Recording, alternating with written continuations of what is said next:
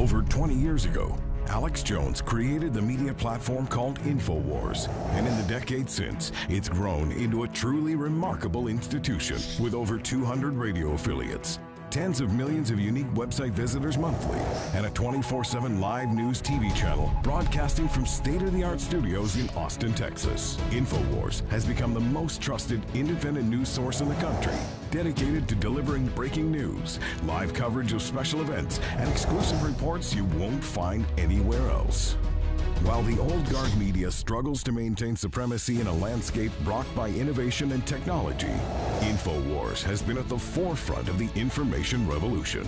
From 8 million radio listeners, over 2 million YouTube subscribers, or the billions of views of our online content, InfoWars proves dominant in every facet of media we enter. For the hardest-hitting reports, uncompromising analysis, for high-profile interviews and bombshell revelations, accept no substitutes. Demand truth. Demand InfoWars. InfoWars. Tomorrow's news today. Well, Trump continues to deliver on his promise to expose the tyrannical, authoritarian EU, to show how it's the new Soviet Union and all of its activities, and to expose how Germany more and more is the lapdog of Russian energy, getting 70% of its natural gas, that its main energy source for heating and cooling homes, comes from Russia. Trump also is exposing the fact that we are the largest contributor to NATO, and that NATO is involved in a lot of anti-American activities, a lot of globalist activities, a lot of attempts to destabilize the region and to bring in Islamicists as well. So it's quite a time to be alive to witness President Trump in their face. Here's a compilation that's up on Infowars.com and Newswars.com, a 2.5-minute clip from the full 8-minute statement by the president. We're going to be playing all of this today, but here's 2 minutes of Trump saying it's very, very sad when Germany makes a massive oil and gas deal with Russia. Germany is totally controlled by Russia. It's very sad when Germany makes a massive oil and gas deal with Russia, where you're supposed to be guarding against Russia, and Germany goes out and pays billions and billions of dollars a year to Russia. So we're protecting Germany, we're protecting France, we're protecting all of these countries, and then numerous of the countries go out and make a pipeline deal with Russia, where they're paying billions of dollars into the coffers of Russia. So we're supposed to protect you against Russia, but they're paying billions of dollars to Russia, and I think that's very inappropriate. And the former chancellor of Germany is the head of the pipeline company that's supplying the gas. Ultimately, Germany will have almost 70% of their country controlled by Russia with natural gas. So you tell me, is that appropriate? I mean, I've been complaining about this from the time I got in. It should have never been allowed to have happened. But Germany is totally controlled by Russia because they were getting from 60 to 70% of their energy from Russia and a new pipeline. And you tell me if that's appropriate, because I think it's not. And I think it's a very bad thing for NATO, and I don't think it should have happened. And I think we have to talk to Germany about it. On top of that, Germany is just paying a little bit over 1%, whereas the United States, in actual numbers, is paying 4.2% of a much larger GDP. So I think that's inappropriate also. You know, we're protecting Germany, we're protecting France, we're protecting everybody, and yet we're paying a lot of money to protect. Now, this has been going on for decades. This has been brought up by other presidents, but other presidents never did anything about it because I don't think they understood it or they just didn't want to get involved. But I have to bring it up because I think it's very unfair to our country. It's very unfair to our taxpayer. And I think that these countries have to step it up, not over a 10-year period. They have to step it up immediately. Germany is a rich country.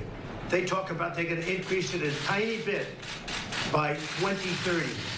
Well, they could increase it immediately tomorrow and have no problem. I don't think it's fair to the United States. So we're going to have to do something because we're not going to put up with it. We can't put up with it, and it's inappropriate. Trump is representing America like he's for the United States. And these countries are incredibly rich. They're incredibly authoritarian. And people like Juncker, who's unelected and heads up the EU, basically owns Luxembourg. His family was the richest Nazi family in Germany. They made around half the money off the war and got to keep all of it. Now, we're going to go to break here. When we come back, we're going to air more of the historic things he's saying and get into so much more as the Democrats try to break our border, as Page and others refuse to testify to Congress. We're broadcasting worldwide on this historic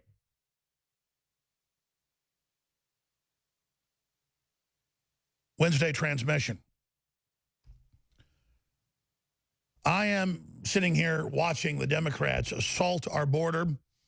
Every two-bit socialist, globalist, corporate minion, from de Blasio to Chucky Schumer, you name it, is going down to the Texas border and demanding that there be no fence and demanding that we be wide open and that no one be tested for diseases and that no one be checked that they're not criminals. It's incredible. And I've got MSNBC video coming up.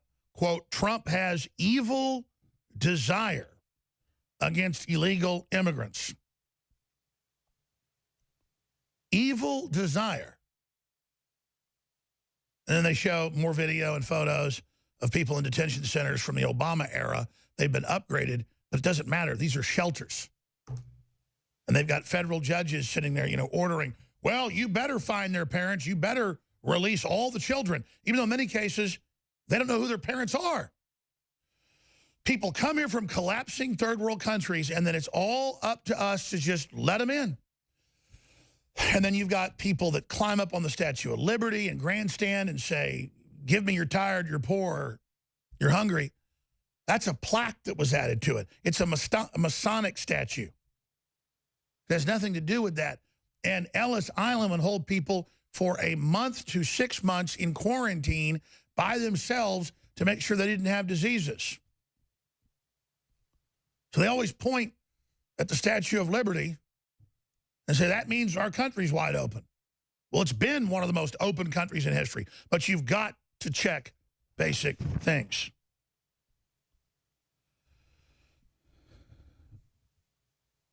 Trump has fulfilled what he said he would do again.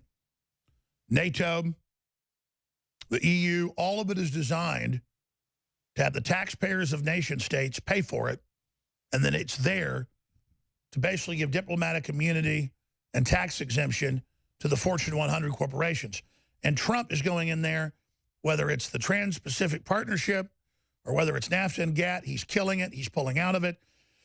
And he's saying, we're not going to contribute half the money to NATO.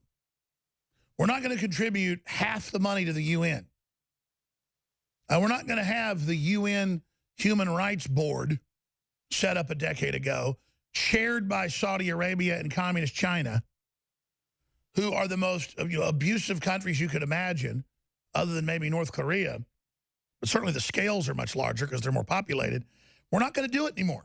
Again, 280% tariff on all of our dairy going into Canada. We have a 0% tariff. How is that fair? It's not. We're being raped. So coming up, I'm going to air a powerful 8 minutes of the president speaking to the heads of NATO, to Merkel and others, and just throwing down the gauntlet and saying, and by the way, you've been running your mouth over here at NATO that I'm pro-Russia when we've increased our troops on the border with Poland and Ukraine and done all this. And when I've done energy deals in the U.S.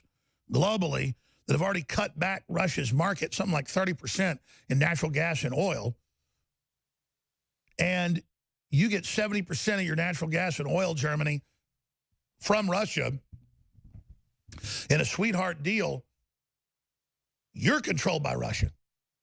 Because it is the EU bureaucrats, it is Merkel that jumps on board with the Russia narrative and says if you're a nationalist in Germany, a nationalist in Greece, a nationalist in Spain or France, Le Pen's a Russian agent, Trump's a Russian agent, I'm a Russian agent. Meanwhile, Trump has been very aggressively, economically,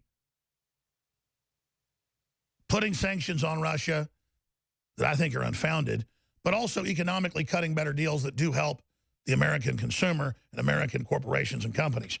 So the claim that he is soft on Russia is just asinine. No one has been tougher on Russia since the days of Ronald Reagan. That's a fact. But this litmus test that everybody's got to be mean to Russia or there's somehow a Russian agent is just stupid. And you watch, he'll be meeting with Putin coming up now here in a few days. It's going to be in Europe 9 days. He's going to be meeting with Putin, and you watch, you'll see a deal come out of that because Russia has got 3 times the geography of the U.S. It's got more minerals and more assets in the ground than Africa. Russia is the richest piece of real estate in the world, just by its geographic largesse. But U.S. corporations need to go into Russia. We need to deal with Russia. Russia is Christianizing, Westernizing. It's the EU that's unelected and tyrannical. It's the real problem. It's linked up with the Chi-Coms and Hollywood and the big banks. And it's all part of that Bilderberg, Europe/Anglo-American establishment combine that Carol Quigley and Zbigniew Brzezinski all wrote about. I mean, they write about them in all the white papers. And then I read the white papers and know how the world works. And for decades, I'm on air, and they're telling you Bilderberg doesn't exist. Jones is completely insane. There's no plan for a Chinese century. There's no plan for this and that. Now it's all admitted, and the real discussions are out in the open. So Trump blasted him before he went. He blasted him when he got there because it's the truth. And the days of us being told at the end of World War II that, well, we're the global power, so we've got to hand it over to these bureaucracies and these corporations and then become subservient to a world government we build, not going to happen. And they go, oh, he's destroying the world order. Now, I want to first air as we go to break this powerful montage that Darren McBreen put together that needs to go viral. I mean, it's gone viral on Facebook and YouTube, but it needs to be seen by millions. It's only been seen by about 500,000. Watch the left killing babies is the name of the video. Watch the left celebrate the killing of babies when they talk about how much they love these kids and, you know, say release all the kids out of these emergency centers. Remember what they really think. Here it is. So tonight, in honor of America, I'd like to do a salute to abortion in the break's 10th annual Salute to Abortion.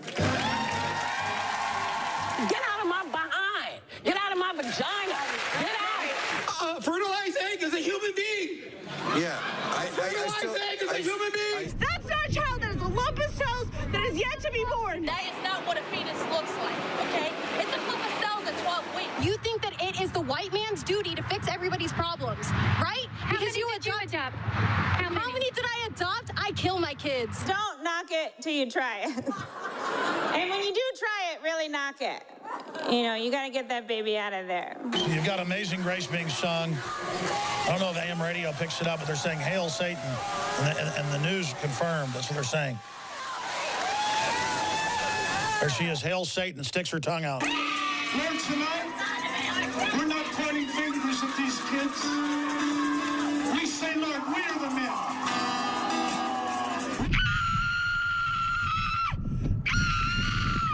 Go home! Abortion, I salute you! Women, if you need an abortion, get one! Sarah, I'm Jesus Christ. But fertilized eggs aren't people. People are people.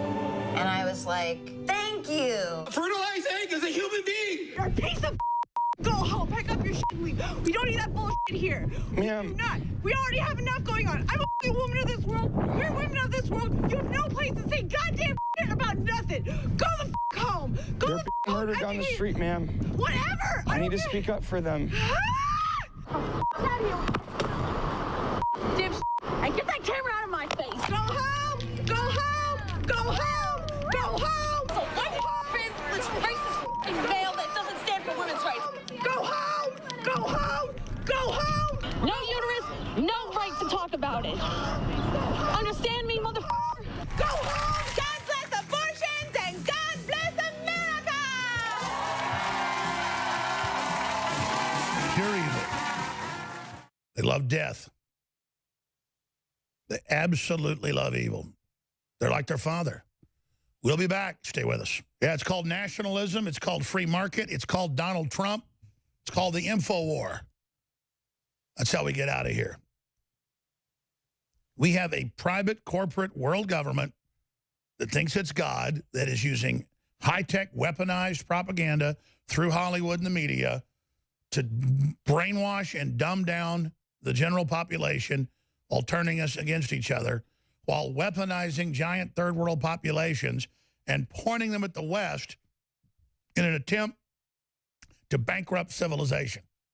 This is an attack on civilization because the globalists are a breakaway civilization that are tax exempt, that are waging war against the old civilization and are extracting its wealth, its ideas, its resources into the new corporate reservations for the elite, the so-called elite, while then reducing us all down to the status of chattel serfs. And that is the admitted world government plan. It is 1,000% evil and out of control, and it is being rejected because it has been exposed.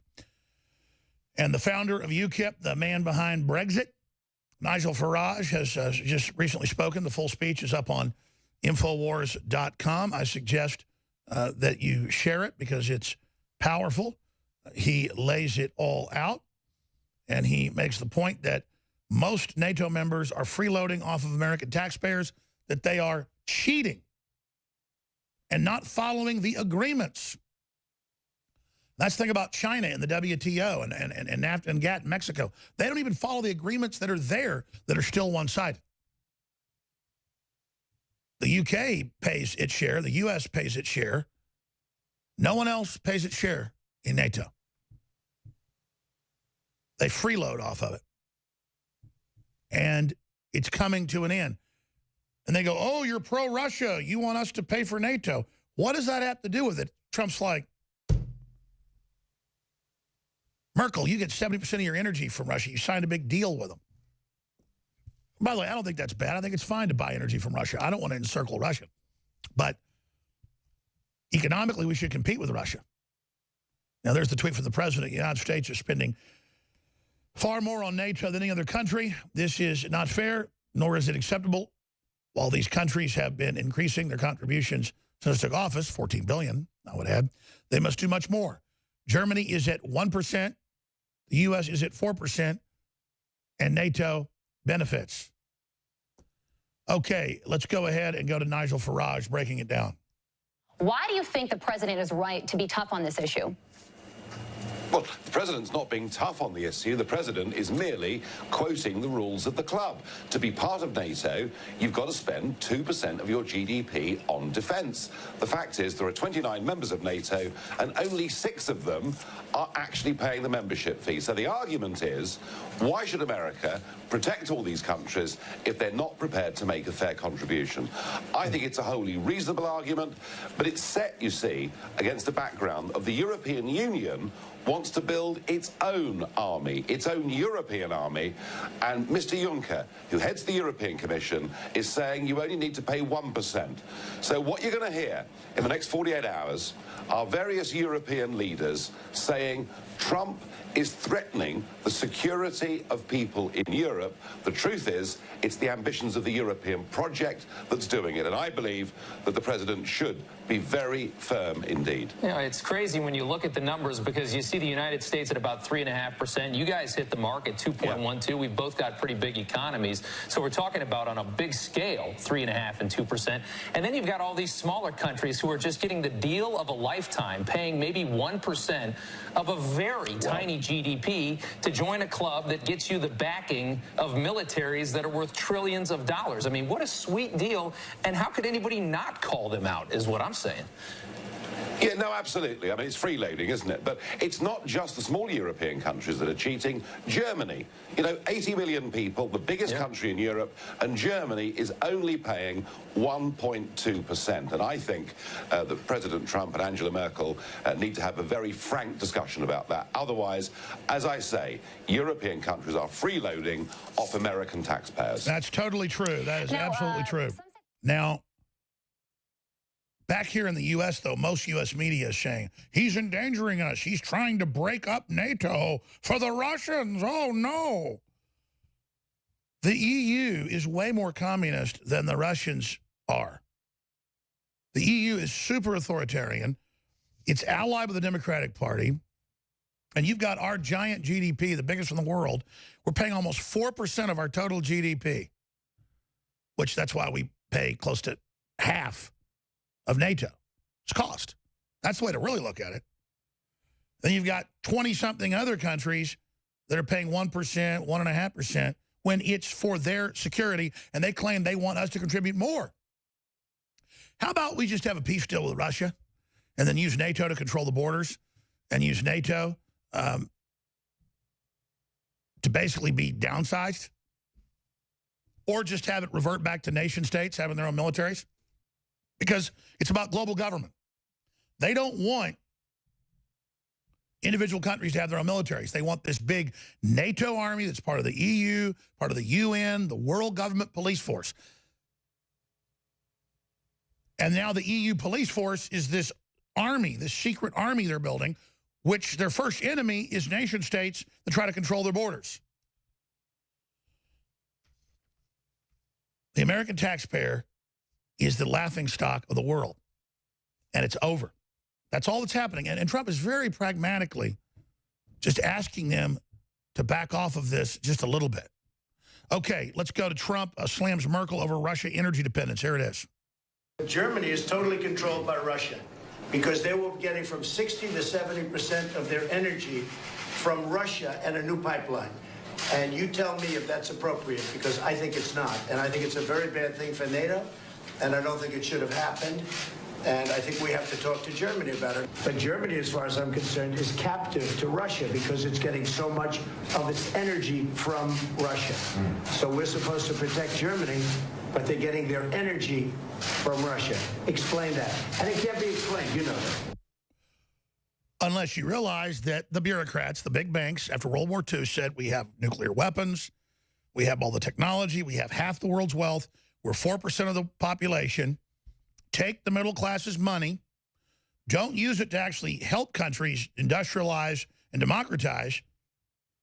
Use it for global turmoil and control, and let the big mega corporations extract all the wealth. So you look at this, you ask, where's all the money going that we give to the EU and to NATO?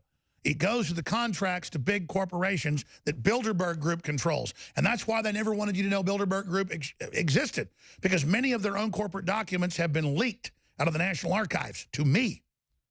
Remember 6 years ago, we got leaked all the senators' private papers, 400 pages of it, and it was all the big plan to transfer our wealth to corporations and how to break the unions. We'll be right back after this quick break. I'm Alex Jones, Infowars.com, Newswars.com.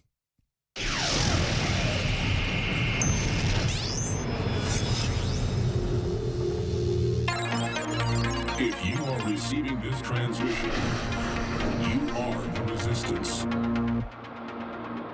A lot of his supporters believe that we are the enemy of the American people, and that is really, really an awful situation. We are not the enemy of the American people. We love the American people.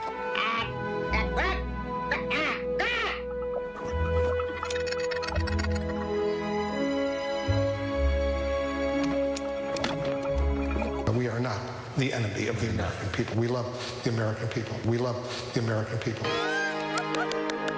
We love the American people. They came in peace.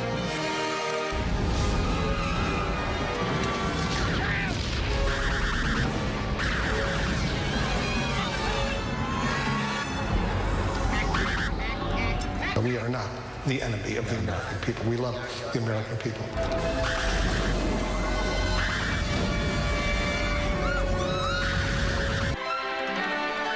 This is CNN. If you are receiving this transmission, you are the resistance.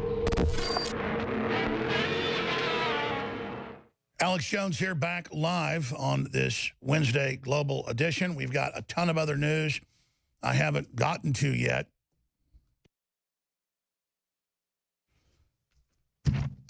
I do want to open the phones up and take your calls throughout the balance of the broadcast. We do have several guests popping in as well.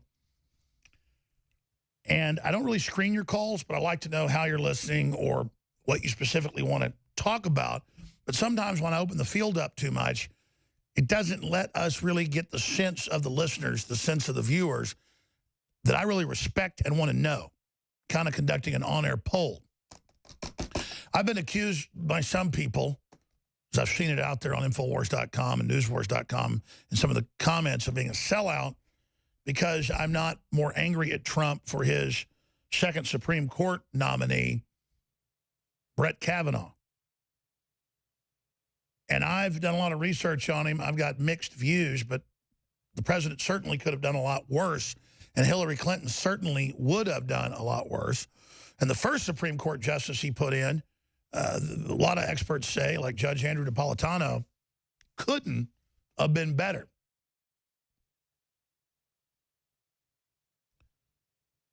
But that said, look at everything else Trump's doing on hundreds and hundreds and hundreds of billions, and well, now trillions of new investment in the U.S., on wages skyrocketing, on jobless claims being record low, on optimism, on border control, on killing the TPP that was the jewel in the crown of world government, of exposing the authoritarian European Union. The list goes on and on. So my question to listeners is, in general, we expect instant gratification to turn things around against global government. But Trump is as close to instant gratification as you're going to get. He's clearly for real. He's clearly pragmatic and isn't out to get America. He clearly wants a stable, free planet. And compared to the arrogant, wild, Ivy League, control freak technocrats that have been running things for 50, 60 years, he is a breath of fresh air for like a diver who's been down 100 feet and barely makes it to the surface. I'm just gasping in not even satisfaction, not even in vitriol against the Democrats and their constituents and all of their frothing and bullying and screeching and puling and scratching and biting. It's just such a dichotomy that at a gut level, at a level in my chest, actually, in my heart, I just feel thankful to God for the reprieve that we've seen so far. And it makes the victories we've had, hard fought and hard won, that much more special, and makes me love this country and love humanity and love this planet and love all of you that love freedom and love justice. It just makes it that much more special, this great human adventure that we've been on together, going back to the beginning of humankind. We are living in an epic time, an epic struggle. And they are targeting those of us that are on the front line viciously in all sorts of horrible ways. But it actually doesn't hurt me and doesn't make me depressed. It just reminds me how bad our enemies are and that we've been on the right track and that, quite frankly, we weren't strong enough in our condemnation of these people. But I don't screen your calls. You can agree, you can disagree. You know, sometimes we only open the phones up for people that disagree. So let's do that for the first 15 calls or so. And then that'll take us well into the next hour. The phones are only open, and I don't want tongue-in-cheek sarcasm, please, because we get a lot of that when I do this every once in a while. I want to open up the phones only. So don't call in till later if you agree or have a side point. If you disagree with me about Trump being good and about Trump being real, and if you disagree on anything we've talked about and you want to call me out, I think it's important to hear from you. I want to hear from Hillary supporters. I want to hear from some of the holier-than-thou conservatives that, because Trump's had a big tent, you think he's a bad guy. I really want to hear from you and hear how you're not thinking your lucky stars that not just here but all over the world, nationalist, populist, free market candidates are winning and in the lead in major elections coming up. And with it, like oxygen coming back into the room, we see prosperity returning. And it doesn't mean we don't have giant problems of screen sickness from the TV screens and the smartphones. It doesn't mean we don't have 5G coming in and GMO and companies trying to force inoculate and all the targeting of children and the brainwashing. We're in trouble. But we're starting to struggle back against the very global government structures and their propaganda arms that are carrying out the brainwashing. So that's where I come to you from. And I'm just very, very thankful. And I ask the question, am I wrong to be thankful? The toll-free number to join us is 877-789-ALEX. Callers that disagree first, I want to give you the floor. 877-789-2539. Frank hasn't called in since we made a fun ad with him. Frank always disagrees. Maybe Frank will call in. Need your help, Frank. 877-789-2539 is the number. 877-789-ALEX. Now, that said, I told you the 4th of July special was going to have to end yesterday. And I got here early, and we had some other issues to take care of, and I did not shoot the ads for several new products that are not even on the shopping cart yet. Oh, they're there now. Wow. But I'm not even ready to launch the new products and the new official app that works a lot better than the last one. It's really great, and it's free. But it's all at Infowars.com/app, the new free app that's amazing, or Infowars.com. You can just go there. You'll see a banner there soon. But we are extending the July 4th, Second American Revolution Week sales one more day just because, again, I need to cut an ad for our new product that's amazing. And I need to cut an ad for the new app that's even more amazing. Has push notifications, live video feeds, a whole bunch of audio feeds, everything listed, the podcast all listed. It's got the thing where you can turn off the video and just listen to the audio. It's got a lot of functions people ask for, and it's absolutely free. It's the InfoWars official app for Android and for Apple systems, the iPhone systems. And you know, we're the tip of the spear. We're the group that's demonized. We're the group they're trying to suppress. We're the group they're trying to shut down because they want to beta test on InfoWars for everybody else. So when you download the app, when you share the app, when you tell friends and family about the free app, that's a great way to get them to find the show and to not be censored like YouTube and many others do to us now in Facebook. So this is something you can share the link to, Infowars.com/app. Stay with us.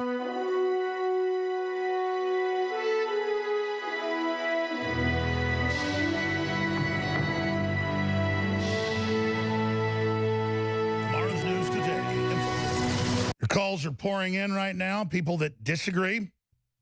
Every time I do this, we get some sarcastic jokers calling in.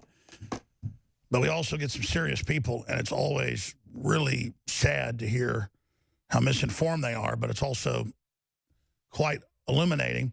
But there's always people that are holier than thou, who say Trump isn't doing enough, or I'm not doing enough, or we're really the establishment. I'm not trying to become an establishment. I'm trying to turn humanity loose and free. I don't want to be in New York or L.A. and be part of the in crowd. I don't go to award ceremonies. I'm trying to build something new, like our forebears did when they went across the sea, trying to find a new world to carry out their own religious freedom. And I see it as success when we begin to co-opt the establishment itself and turn it against itself, and then to see America come back to life in just a year and a half, that's a really positive thing. I mean, you can't look at what Trump's doing policy-wise and not be pleased. 95%, the very best policies you could have for a free and wealthy and successful country and planet. I can't believe he's at about 95% in my estimation. I mean, he's not a dictator. And a dictator, you know, can't get stuff done either. And the way he is nuancing this, the way he is carrying all this out is devastating the globalists. Oh, they have blimps where he's a fat baby in a diaper. And they've got all the countless TV shows saying he's an idiot and he's a buffoon or he's evil or he's a mastermind. But if he's such an idiot, how is he beating all of the establishment? Well, the truth is, it's the establishment that are the great-grandchildren of corrupt robber barons that took over. And so they didn't even do the stealing themselves. And you are a bunch of back-scratching, back-slapping nobodies. You're just establishment lackeys who have created incredible entropy, incredible stagnation. What is a swamp? It's stagnant. It's rotting. It's stinking. It's fetid. There isn't a lot of life in it. And what's happened since Trump came in? How do you clean out a swamp? You hit it with a hurricane. And boy, is it messy, but you better believe all the frothing and screaming and threatening and chirping that you hear out of the Democratic establishment, the Republican establishment, is their death throes as they circle the drain of oblivion. But just removing one group of corrupt individuals that sold the nation out and parlayed it into great wealth for themselves and told themselves what geniuses they were, selling off the most wealthy country in the world. We have to be moral ourselves, and we have to move forward, and we have to build a better world. Because getting rid of these people is just the first domino in a larger collapse that we need to see of their system if humanity is to be turned loose. And we're going to go to your phone calls. And I said, people disagreeing with Trump or disagreeing with me about his policies or about the fact that I'm being so positive. And then I read, Mormons promoting globalism, Richard. Okay, what does it do with Trump or me? I'll go to your call. It's just, come on. Jenny in Florida, Trump is not taking care of vaccine issue. Bingo. Greg in Iowa, Alex is supporting the system. Johnny, video game does not cause violence. We're talking about disagreeing with me that Trump's good, but I'll still go to your call. Charlie in Chicago, not a fan of Kavanaugh. I'm not really a fan of Kavanaugh either. What I'm saying is Trump needs to get someone nominated, and Kavanaugh is way better than anybody Hillary Clinton would have had. And so I'm trusting Trump because I've seen him deliver over and over again when I thought he was wrong. Now, if I start seeing him deviate from that and not crushing globalism and not returning the republic, then I will say, okay, you know, Trump's starting to roll over on us. But we're going to go to your calls. Let's go to Greg first because he says, I am supporting the system. I want to explain something. The system, there's a lot of corrupt, bad stuff in our system that's become anti-American. And Trump's simply trying to secure the executive branch, stabilize the economy, and then get America better deals and get Americans back to work.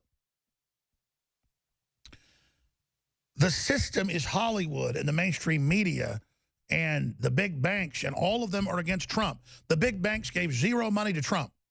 Look it up. So I'm already arguing before I've gone to you. It's just,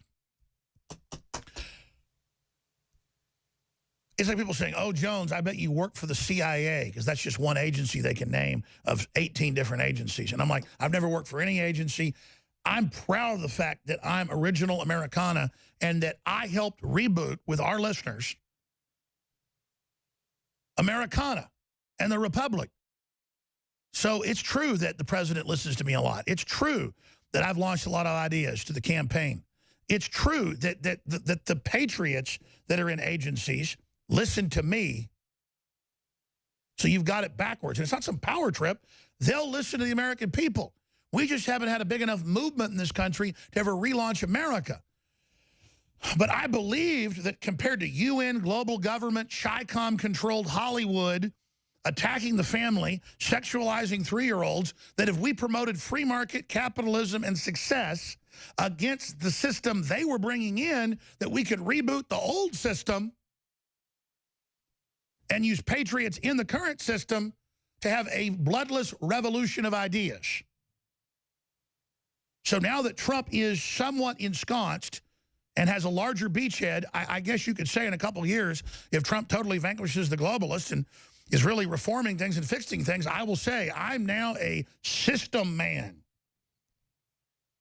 Because I want the American system. I want free market. I want low taxes. I want our republic. I want to secure the dreams of our ancestors. I want to move forward.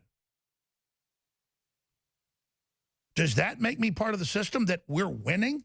We have to be ready to win. We have to be ready to take the country and the world back. We can do it. If we don't, the devil worshipers and the pedophiles and the control freaks, they're going to fill that vacuum. They're going to erect authoritarian systems like the TPP that run our country and our world. Yes, I like the American system. Yes, I've been involved dynamiting the globalist operation. Does that make me part of the system? Go ahead, Greg, in Iowa. You're on the air.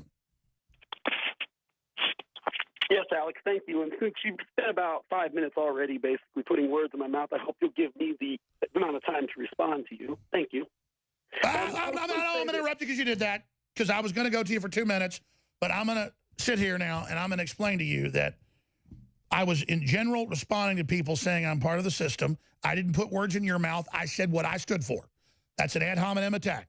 I said what I stand for in the main and who I am before I went to you to make your statement, your claim. So the authoritarian claim of you hope you get 5 minutes before you get your 5 minutes is, again, a way to totally change the subject of the fact that I just opened the phones up because I wanted to hear from what you had to say. Go ahead. You got 45 seconds, then I'll come back to you after the break. But just go ahead. All right. Well, Alex, I think when I say you support the system, I don't mean to say that it's wrong to have hope and say that in someone in Trump or in the Trump administration, because we did dodge a bullet with Clinton. We know how bad Clinton would have been. But, I mean, Alex, I've seen you say some very disturbing things the last couple months. I mean, you've said that the possibility of Trump bringing in Rex 84-style martial law would be for the good of humanity. You've had a guest on to say that Trump is fulfilling God's plans, that this guy said that God is working through Trump and that Trump isn't doing anything. It's all God, and that God is using Trump to defeat the Illuminati. Do you not realize how dangerous this is, Alex? This is cult-like. Let's come back. I think you raised some reasonable points, Greg. So we're going to come back. Stay with us.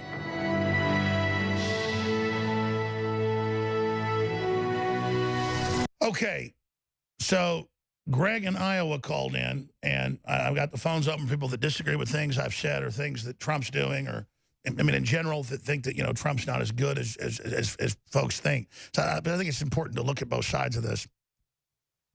When I go on air and I have a understanding or an epiphany, I just tell the truth. And the caller moved real fast with Rex 84,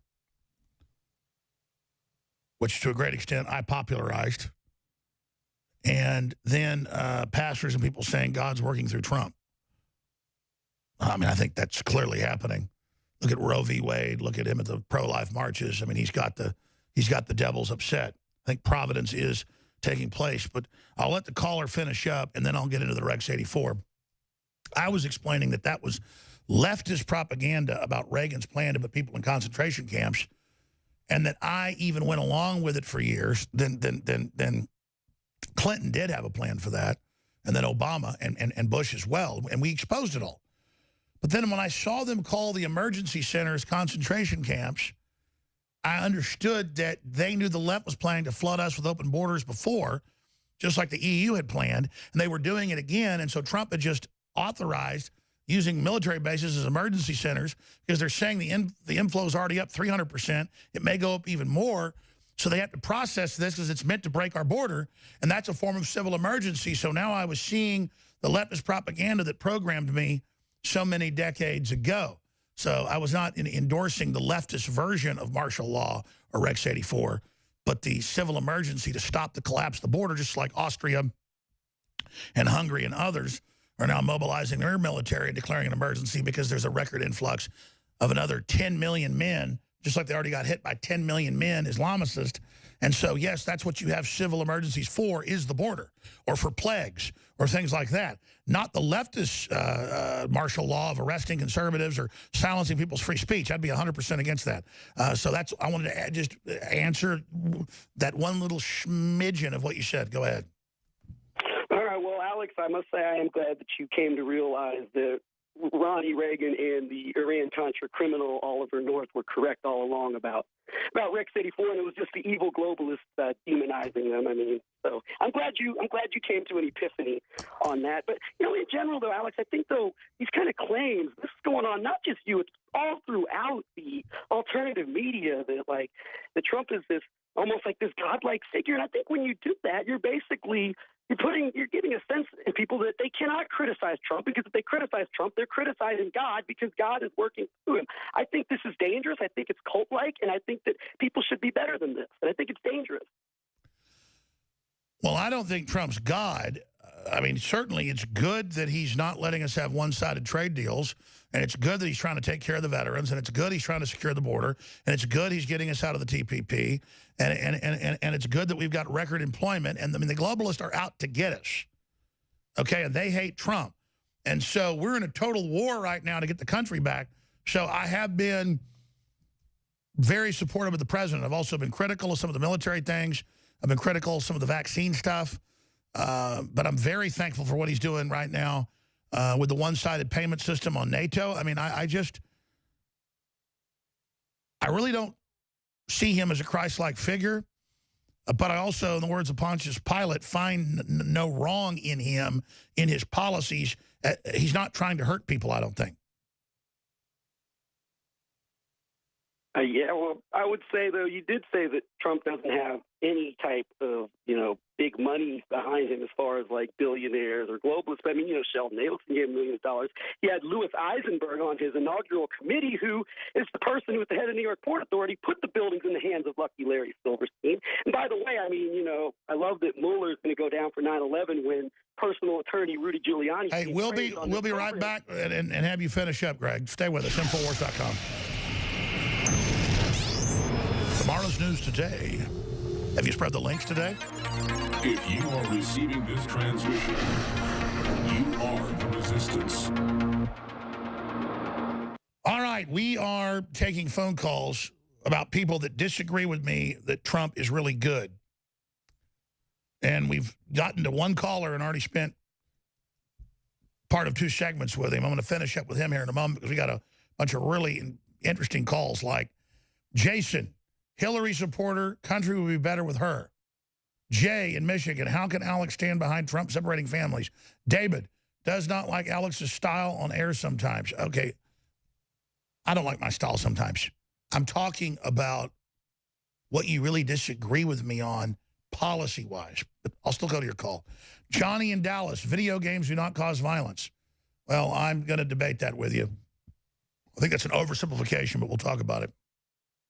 Greg in Iowa, Alex is supporting the system. That's what we're talking to now. Jenny says Trump is not taking care of vaccine issue. That's the big one right there. That's the bingo. That and keeping Afghanistan war going. I mean, I want to hold Trump's feet to the fire. Richard in Arizona, Mormons promoting globalism. We'll go to him. Larry, Trump policies on pain medication, a crisis for Americans. So we'll hear people's beefs with Trump. Because I spent much of the first hour, the great job he's doing exposing NATO, how the U.S. pays roughly half of it, how Merkel is becoming a tool of Russia, while saying that Trump's some type of operative of Russia. I mean, really a lot of fireworks, a lot of clips. DOJ attorney Lisa Page refuses to testify to Congress. A lot of experts say she's got something to hide. Well, of course she's got something to hide. She's been caught red-handed, rigging everything. MSNBC says Trump has evil desire against illegal immigrants. Unbelievable. African migrants threaten to kill Italian cargo vessel crew who rescues them. That's up on Infowars.com. Sweden cuts welfare to pay for migrants. That's Voice of Europe up on Infowars.com. Deadly parasite worm coming to Europe due to third world migration.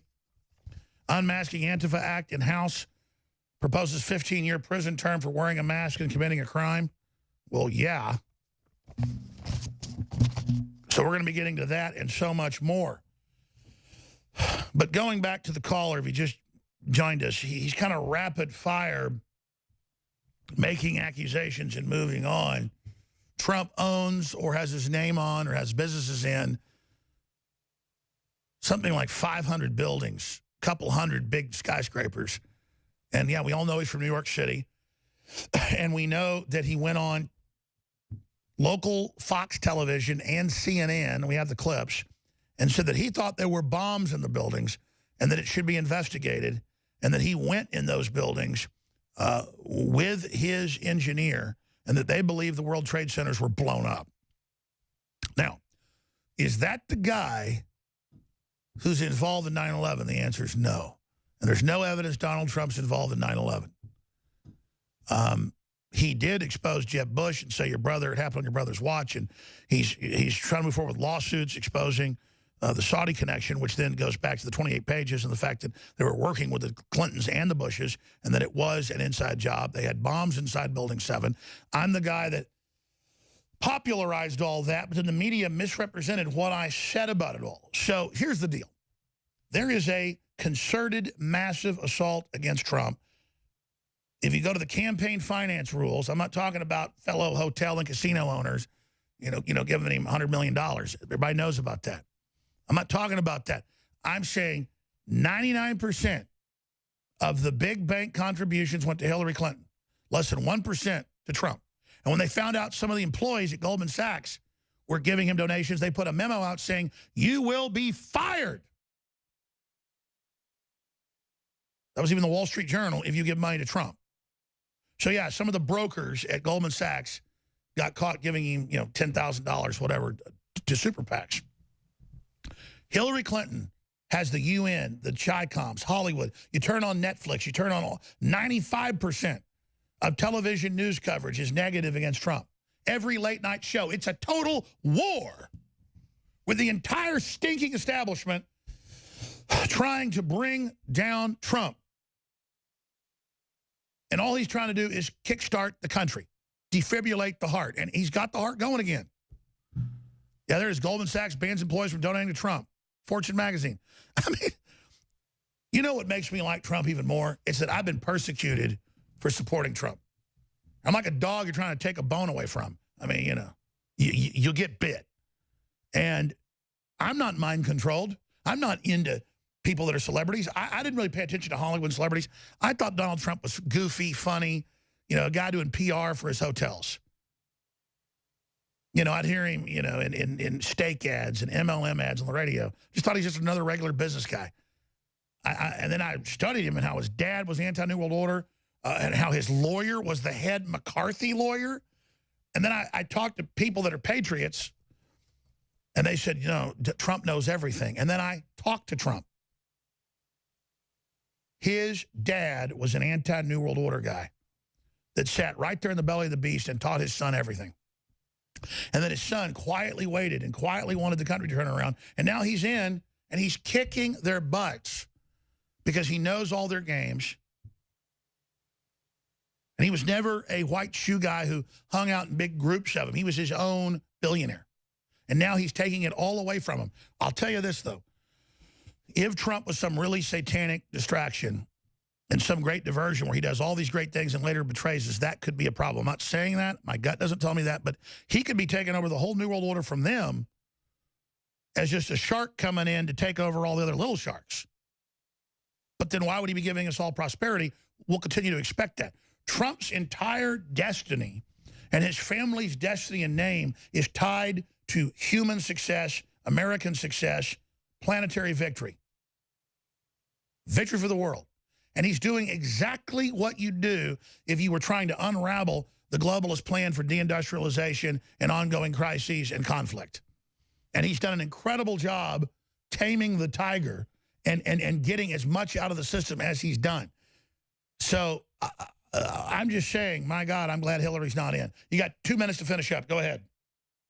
Alex, I will say, to be fair, thank you. I appreciate you keeping me on here, and I do appreciate that. But, I say that, I don't, obviously Trump wasn't involved in 9/11 per se, but I mean, this is in addition, this is the other thing that's really bothered me the last couple of weeks, along with the Rex 84 stuff and along with the guy who was deciphering the Mark Taylor prophecies that, you know, Trump is like, God is like controlling Trump, basically. The other thing that really disturbed me is this whole idea that, you know, Trump is going to expose 9/11 by exposing Robert Mueller. Well, I mean, Giuliani's got a much more obvious complicity role in 9/11, and he's Trump's personal attorney, and he gets praised on this network. Are you joking?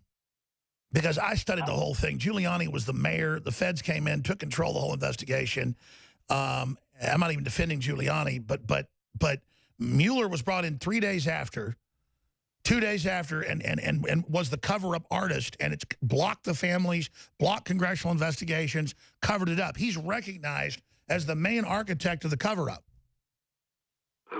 Right. I mean, Giuliani, no, he didn't do anything wrong, did he? I'm guessing Lou Eisenberg gave the... let me just finish, because you're saying Mueller became the FBI director 2 days after. Anything wrong. You don't want to talk about Israel. You don't want to talk about the United States and Saudi Arabia and radical Islam. Okay, you just yelled that so fast. What'd you say?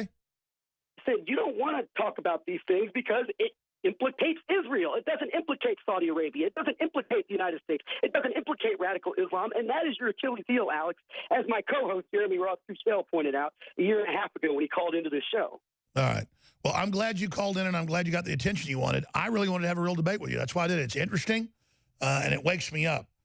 So thanks for calling into the show. Everybody's better than me. Everybody says what evil group it is. And, you know, it's this group, it's that group. And everybody, it's the Catholics, it's the Jews, it's this group, that group. You know, the liberals say it's the white people are to blame. It's evil people. And there are corrupt elements in Israel. There are corrupt elements in China that are in control. There are corrupt elements running the EU.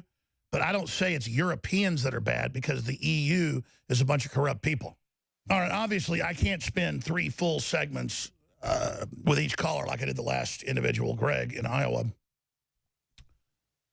who you could hear had palpable hatred for me at the end of the call. Because he's the good guy. He knows it's all Israel. Israel's one monolithic problem. If Israel wasn't there, everything would be fine. And then meanwhile, the very same type folks say that Israel runs Hollywood and everything else in the U.S., well, then why is the entire media trying to destroy Trump? The truth is, there's very diverse ideas and groups in Judaism and Orthodox Jews and leftists and Zionists and all of it. And the truth is, Trump is pro-Israel. And I'm not against Israel. But it becomes a football issue where I'm not even thinking about Israel. It's just one more country. I don't want it blown off the map. If you turn it over to the Palestinians, they'd be killing each other forever. You know, none of the Arab countries take any of them in. But that's not an issue. A lot of them are refugees from other countries, but they don't take them in. Israel's got to take everybody in. Europe's got to take everybody in. The U.S. has to take everybody in, or we're Nazis. And then I'm just sitting thinking about Israel. They're assassinating their prime ministers. They're trying to indict Netanyahu, the leftist are. But people think there's like one monolithic thing. The power structure doesn't like Donald Trump. It's trying to remove him. No one can deny that. No one can deny that Georgetown, Vatican Run, is suing me, trying to shut me off the air. No one can deny that Soros is funding the Sandy Hook lawsuits. No one can deny that they're on TV, Hillary Clinton saying she wants me off the air. But it doesn't matter, see. If you're another talk show host, you just call in and say, you're bad, you're a sellout, you're a fraud, I'm the real McCoy, you are establishment. That dog doesn't hunt, that boat doesn't float, that kite don't fly. I am a pro-America, constitutionalist, free market Christian who believes in human destiny and freedom. I am not a tribalist. And I want to transcend all of this garbage and bring humanity together. But to do that, I have to expose that the left is cold-bloodedly creating culture war in the name of fighting racism and sexism to make more of it, to turn us into basket cases. And their own documents in WikiLeaks admit that. And the holier-than-thou anti-Israel brigades on the internet are just that. I could be talking about cooking recipes And they'll come on my YouTube videos and just say stuff about Israel all day. And it's like a dog barking. You ever stayed at somebody's house and their neighbor's got a dog that barks all night? And just... And it's like, sing a different song sometime, man. I'm worried about flesh-eating bacteria. I'm worried about a new superbug mysteriously out that sterilizes women. I'm worried about end of days type stuff. I'm worried about my children's future. I'm worried about a nuclear war getting triggered in North Korea. I want peace with Russia. So you got to get it straight. Am I a Russian agent, an Israeli agent, a Vatican agent, a Masonic agent? No. I'm a pragmatic human agent. So, yeah, let's hear from Hillary real quick. Go ahead. Let's hear from her.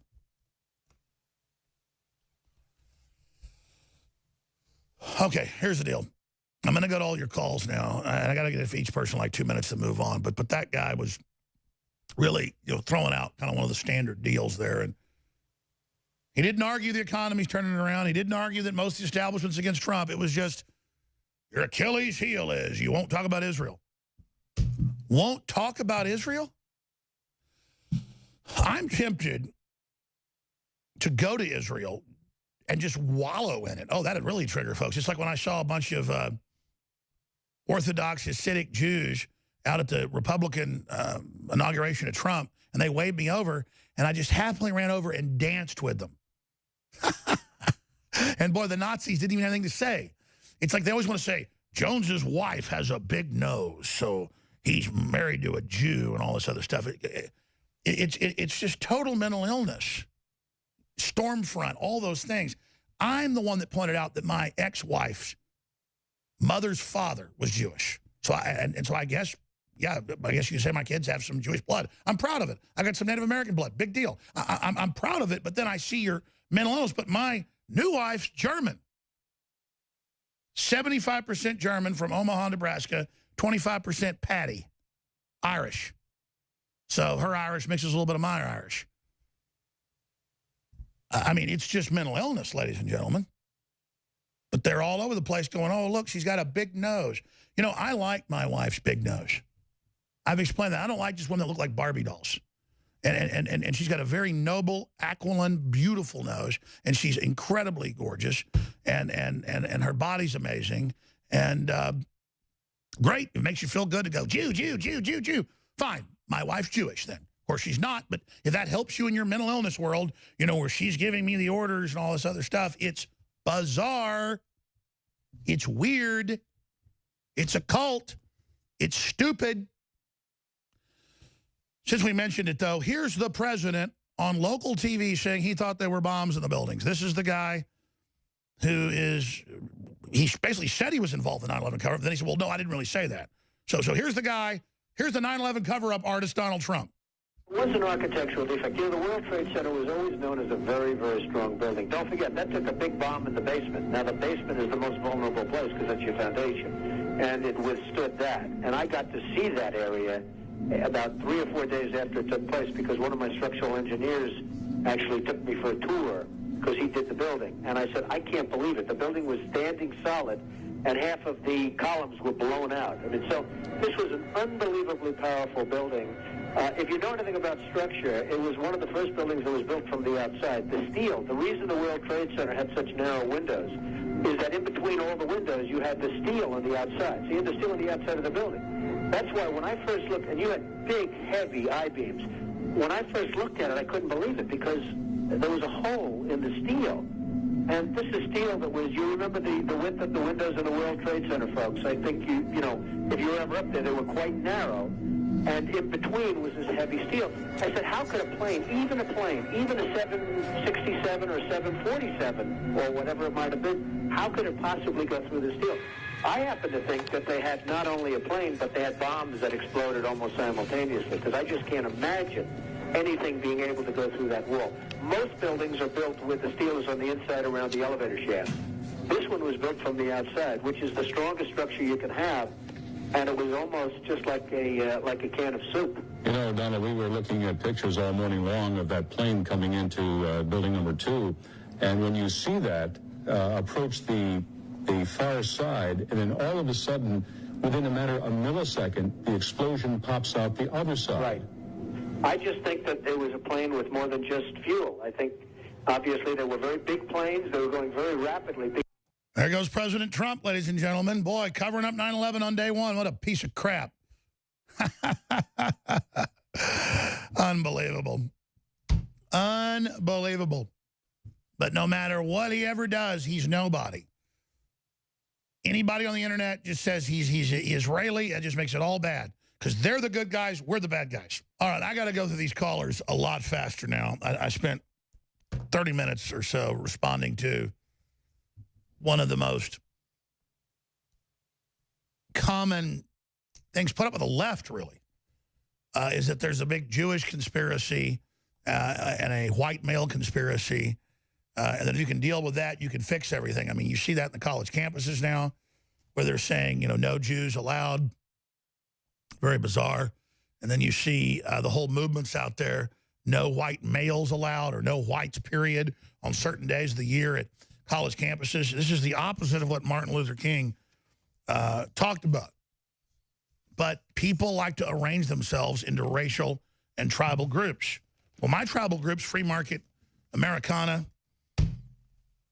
free market of ideas. That's what I think unifies people, and that's what works best, and that's what I'm trying to push. We're going right back to your calls here in a moment. Please remember that the broadcast is listener-supported, and it's also a great way for you to meet like-minded people when you buy things like T-shirts. And last week, Walmart pulled off its shelves after boycotts a Impeach 45 shirt. And I said, why do that? I bet Walmart could sell on the end caps Re-elect 45 versus Impeach 45. Ours is much better looking, our own design, but it's still a baseball-style shirt. Ours says Re-elect 45 with the American flag and Infowars.com on the arm, and I am the resistance on the back. And the shirts are coming in tomorrow. They're made right here in Texas, printed right here in Texas. They're rush delivering them. They will be here tomorrow. They will be shipping out beginning on Friday. No reviews yet because it's been pre-ordered. But get your order in to get them first. And I suspected that this would be a bestseller, so we ordered quite a few of them. It's $19.95, Re-elect 45. And we also have Mean Like a Wolverine, which is a great design with Trump with mutton chops like the Wolverine. And it's just a great iconic image. You want to meet like-minded people? You want to spread the word? You want to exercise free speech? InfoWarsStore.com. We got all the Trump gear, all the InfoWars gear, all the Molon Labe gear. If you want to just meet like-minded people, wear Molon Labe. If you want to go out and engage, you know, the good, the bad, and the ugly, wearing a Re-elect 45 shirt or an Infowars.com shirt. Now, again, later I'm going to open the phones up after I take this raft of calls for people that agree with Trump or, you know, are appreciative. And I mean, because we're pretty much getting instant gratification. It's almost surreal. And comparing Trump to Hillary, there's no comparison. I mean, the list of accomplishments is just stunning, and I'm just stunned by it. But I thought we'd hear from people that think that's wrong. And I see some calls here that bring up some pretty salient issues that I do have issues with Trump, like Jenny. James says, Alex flipped on Rex 84. It's a slippery slope, former cop. It's a little more nuanced than that. It's not like people found some secret thing I said. I said it on air. So I always see these clips. Look what we got him. We got him here. We found this. I actually went and read Rex 84. They've declassified all of it now, not just part of it.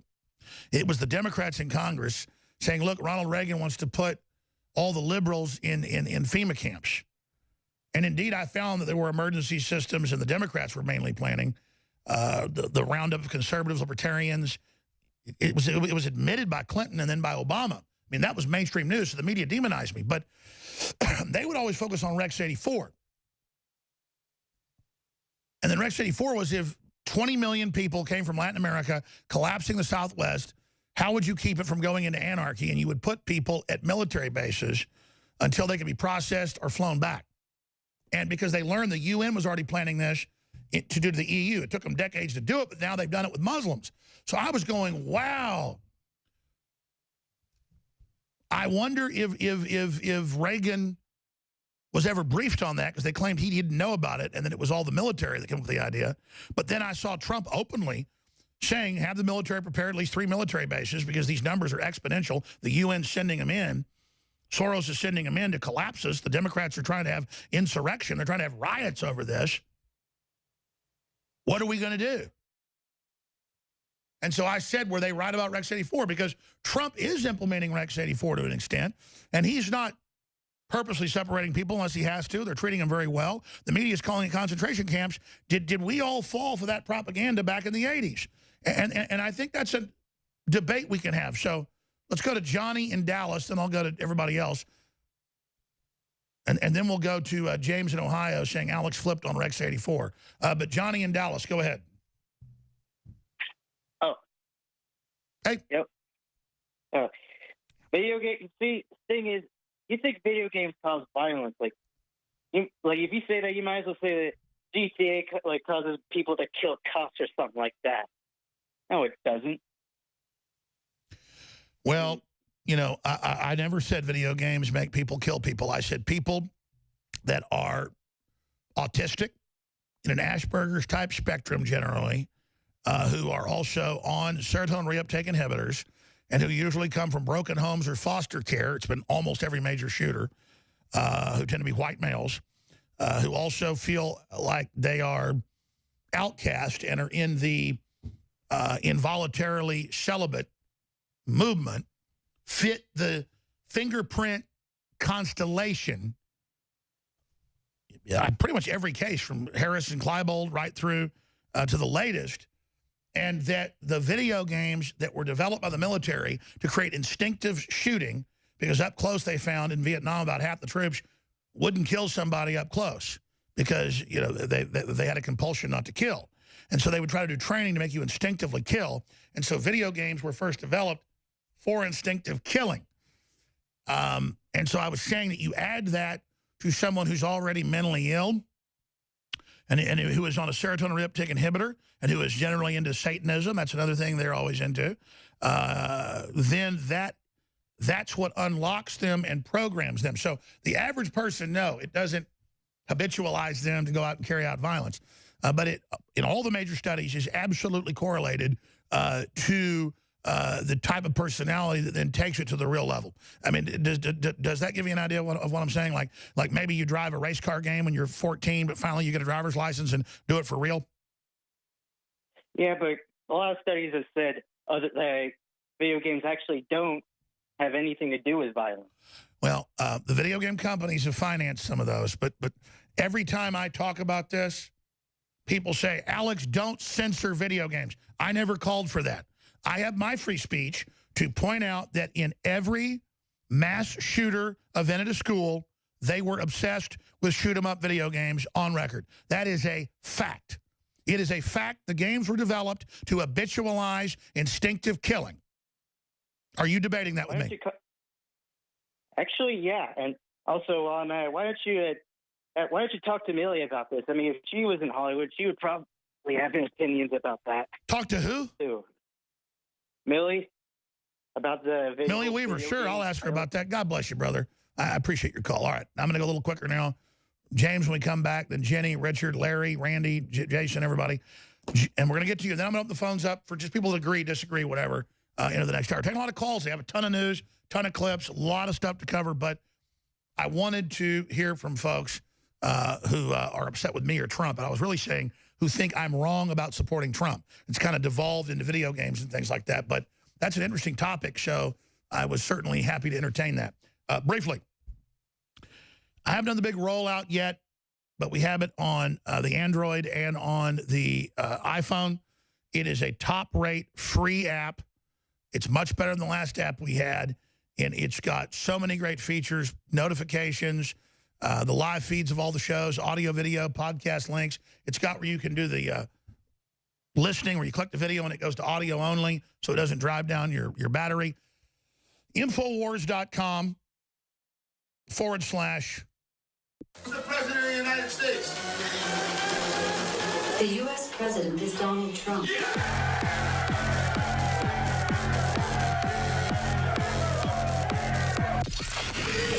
Infowars.com, tomorrow's news today. Get the new free app. You are the resistance. Get the new free app, Infowars.com/app. Well, coming up, Trump's going to be meeting with Putin. We're going to have live coverage of that. He's in Europe for another 7-8 days. The whole NATO summit is taking place. He goes over there and he says, the U.S. contributes half of the money. And you guys are buying 70% of your fuel from Russia and not even buying any of it from us. It's incredible that you just think we're here to be basically pissed on.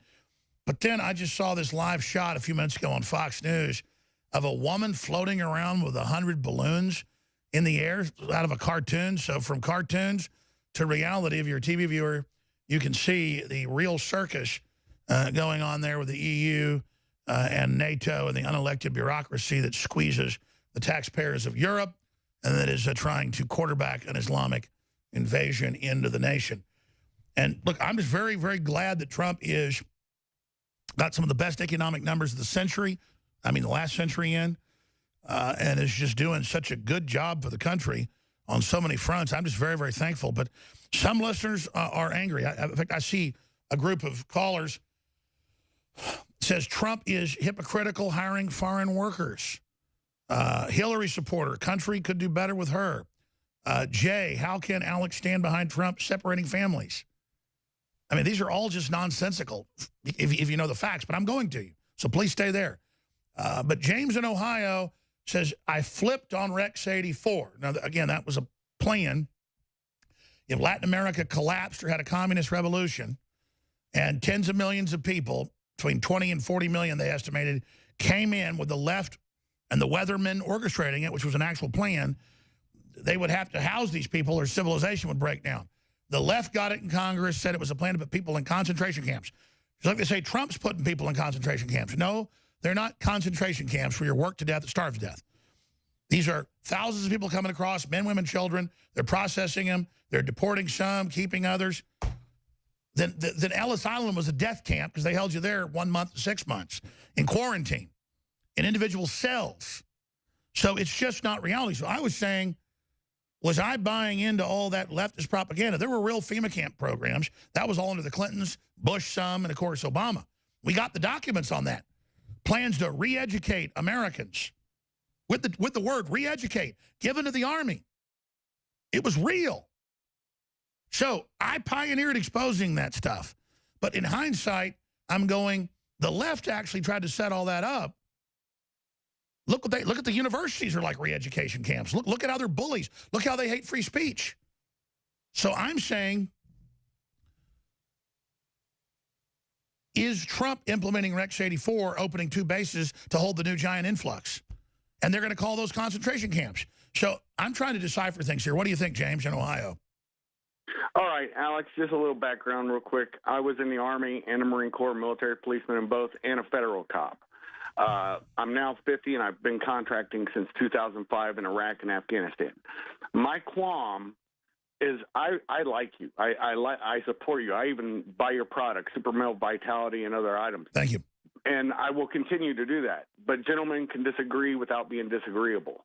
My only issue with it is just like with Harry Reid, when he made the nuclear option under Obama for the different things going through the Senate, they didn't see how the Republicans could flip back on them with it. My worry is it would make it far easier. Look, when I was a federal cop, we had targets of kids, and you covered this, and old women and stuff, you know, grandmothers and women that were pregnant. And we had to engage those targets, right? There's a reason for that. And they were American people. So the slippery slope that I talked about is just, it would make it so much easier if they're normalizing this and they're trying to, they can justify and say, look what Trump did. Look what Trump did. We're just doing the same thing, except it's to these No, I get it, because they're calling it camps, even though it's really just shelters, secured shelters. You're just saying, I agree with you, that this is just a general normalization. It's why the left wanted to create the crisis to actually bring us into real martial law. Reagan was looking at an emergency response to stop it from happening, and I was just learning with perspective now because the left is running the same operation in Europe and here. Yes, and the other thing that I would say, and it's just my point of view, you were the first one that covered the fusion centers. These things are real, and you've also covered, like, the different topics that I know of from the Gulf War that I can't really get into right now, but I'm just telling you that I've seen what civil war looks like. I've seen the destabilizations of nations, and I've tried to even restabilize. And I just worry that is what they're intending for America, brother. I totally agree, but just to be clear, the globalists, the Democrats, from what you're seeing, they're trying a destabilization. I see Trump clearly engaged in a stabilization. Yes, exactly. No, you're exactly correct. But I'm saying if a Democrat, God forbid, a globalist, it doesn't even have to be a Democrat. Let's say a Romney gets in. No, I get it. Trump normalizes these emergency centers because Latin America's collapsing. I mean, what are we supposed to do? They can then grab the infrastructure and use it. Yes, exactly. Except they'd flip it on us. The patriots, the Americans. I get it. Look at how they still buy the gun owners. I mean, every right, speech even now, everybody's a Nazi. Oh, there's no doubt. In fact, did you see where the TSA just got immunity to do whatever they want to us, and that's now becoming this new little national processing force for emergencies and for disasters. And so they're creating this new bureaucracy. It's all very, very dangerous. Really, really good points. Thank you, James. All right. God bless, Alex. You two have a great week coming up as well. See, now that's a smart caller from every angle. The point is they're trying to destabilize the country. They're trying to cause a race war. They're trying to collapse the borders. What is Trump supposed to do? I'm not endorsing martial law. I'm not endorsing the Democrat version of Rex 84. I'm saying, what are we supposed to do? Because they're going to call, if they start collapsing stuff, Trump's response martial law. When clearly they're the globalist outside force doing it. All right, let's go to a bunch of these calls now. Jay, how can Alex stand behind Trump separating families? Obama did it. It goes back to Eisenhower. The current law goes back to Bush. That's how. I mean, it's only a few hundred every month or so. They don't even know who their parents really are. A lot of them have their parents killed. A lot of them got given by Obama to child sex traffickers. I mean, how do I stand behind that? How are you, when you don't know who people are, supposed to leave kids in with adults overnight when you just picked them up in the middle of the desert? I mean, what are you saying, Jay? Hey, I'm sure you're going to end up getting upset with me, but I just want to let you know, you, your family, your staff, along with President Trump, Steve Quayle, and a handful of others that I really like a lot. You guys are in my prayer every day. Well, thank you. Every single day. Never miss a prayer with you guys in it. It takes me forever to get through to you. I can never talk to you before, so it's the only way I could do it. I have nothing. I don't disagree with you or anything. So, but I love you. Stay real. Talk to you later. All right, God bless, brother. Okay, so that's the classic thing to get in, saying they disagree. Randy, Trump is hypocritical, hiring foreign workers. We'll go to Randy in a minute. Let's go to Jason first, though. Hillary supporter. Country would be better with her. Explain that to me. Thanks for calling. So, what's more evil? A pedophile? Or you, somebody who's admitted to killing 10 of his own children? Well, I repented. I repented of being involved. I repented of being involved in abortion, and I said it on air because I'm ashamed of it, and I'm not going to hide things. And how many kids would you have to kill before you were as bad as a pedophile? A pedophile wants to go out and suck the life force out of a child and is satanic. Most of the times, I learned girlfriends had abortions later. A few times, I was like, okay, whatever.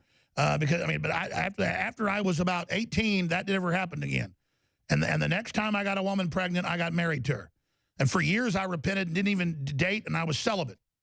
For a couple of years, I stopped. I was very upset about it. God convicted my heart of it.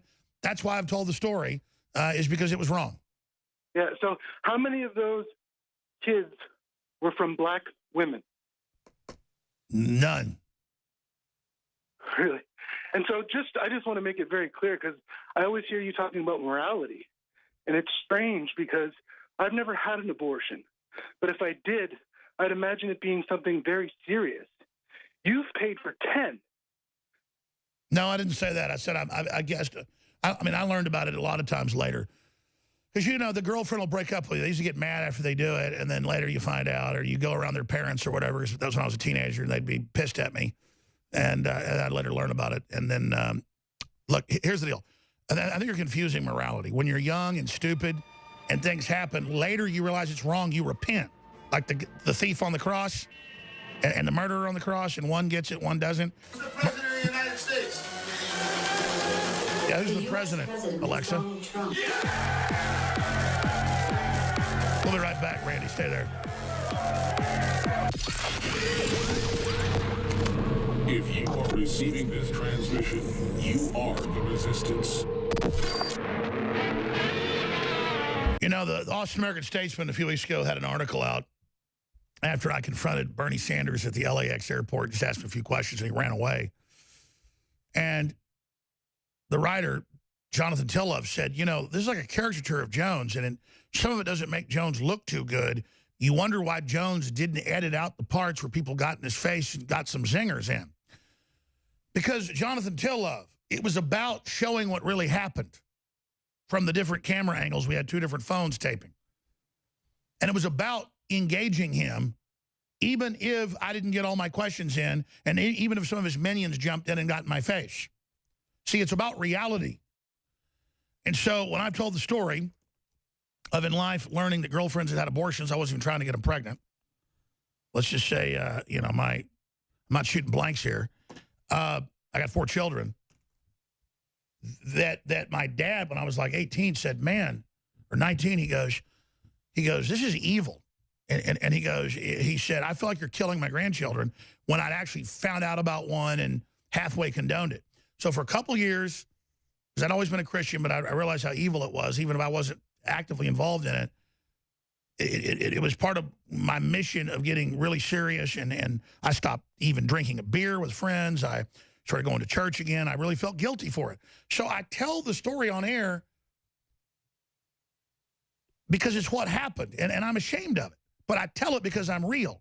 And the left can't ever get that because they're such liars.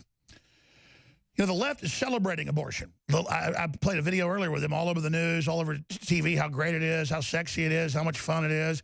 They've got women saying it's enjoyable to do. They saying it's a satanic ritual. They love killing their kids. I believe the propaganda, even though I wasn't tacitly involved. And when I really thought about it, I realized it was evil. So I've gone out and demonstrated against it. I've given money to charities that try to get women to actually have their babies and not abort them. But I already know I've repented, and I'm good with God on that. But I'll tell you, at a certain guilt level, I don't have any fear of being tortured or killed or anything, because you know what? I got it coming. So don't worry when you call and go, oh, I've never had one or been involved in one, but boy, I'd be serious. I wouldn't. Don't worry. I know I've done bad things. Don't you worry one little bit about that. So that's the whole point of telling the story on here. To tell people I'm a bad person, but that I've become better and repented, and now I'm trying to do a lot of good to change for that fact. But that isn't the answer in totality. Faith without works is dead is true, but it's saved by grace. That's totally true. God knows when your heart's real. You don't do it again. You change it, and then you live and try to be a better person. I tell the story of being involved in abortion for this key reason, though. The other areas are side issues. More of a form of masochism for guilt. The real reason I do it is when they get men and women involved in it, it hurts their soul so much that that then they get so guilty, the left uses it to manipulate them into loving it and defending it, to be a blood sacrifice to complete their journey into darkness, to where they're on TV celebrating. And I love it. It's good. Kill the babies. Take them out. Get them. Kick their ass. Little bastards. We played the video earlier. And Gloria Steinem pushes that, you know, blaspheming with Jesus, all that, so that women know it's wrong. It doubles their chances of all different types of reproductive cancers in the uterus and the ovaries and the cervix. Look up the statistics. 1 abortion doubles your chances of cancers in all those areas. It is absolutely unnatural. Your body's connected in, hooked in. It's not supposed to happen. A miscarriage, things like that, that's God. That's the body. That's meant to happen. We'll be right back. Stay with us, ladies and gentlemen, but I want women to understand that they can always repent and not be part of the evil, and God will forgive him right now. The President of the United States. The U.S. President is Donald Trump.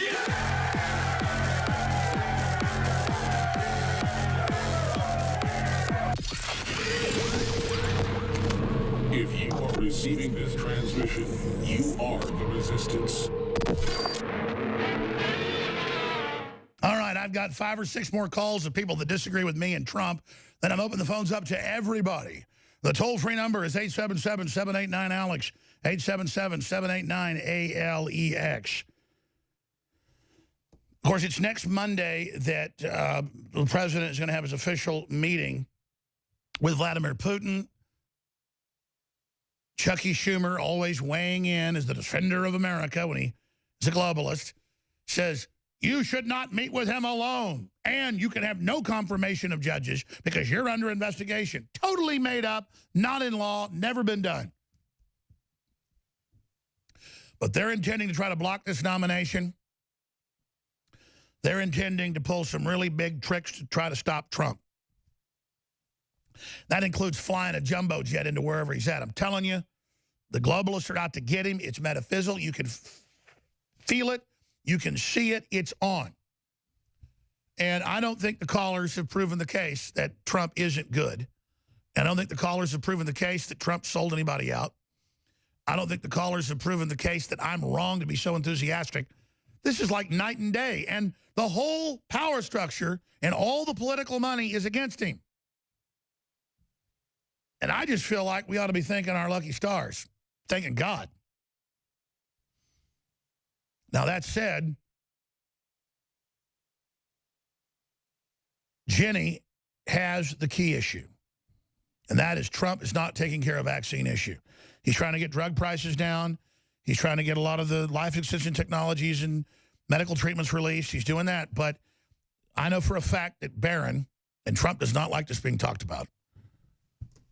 In fact, I've been told, not by Trump or his people, but by folks close, like, just don't go there. But Barron was doing great, got a 3rd round of shots when he was 2, and, man, it hurt him bad. And I've got articles here today that vaccine damage. Autism is up globally 1,000% in the last 100 years. 1,000%. Well, it's more than that, though. This is just a new study. It used to be like 1 in 30-something thousand. Now it's 1 in 58 in the U.S., 1 in 30-something in South Korea, where they follow all the rules. They take all the vaccines. South Koreans, by the age of 10, take over 100 shots. I mean, everybody's got family that got killed or got sick from a vaccine. Most people have been sick themselves.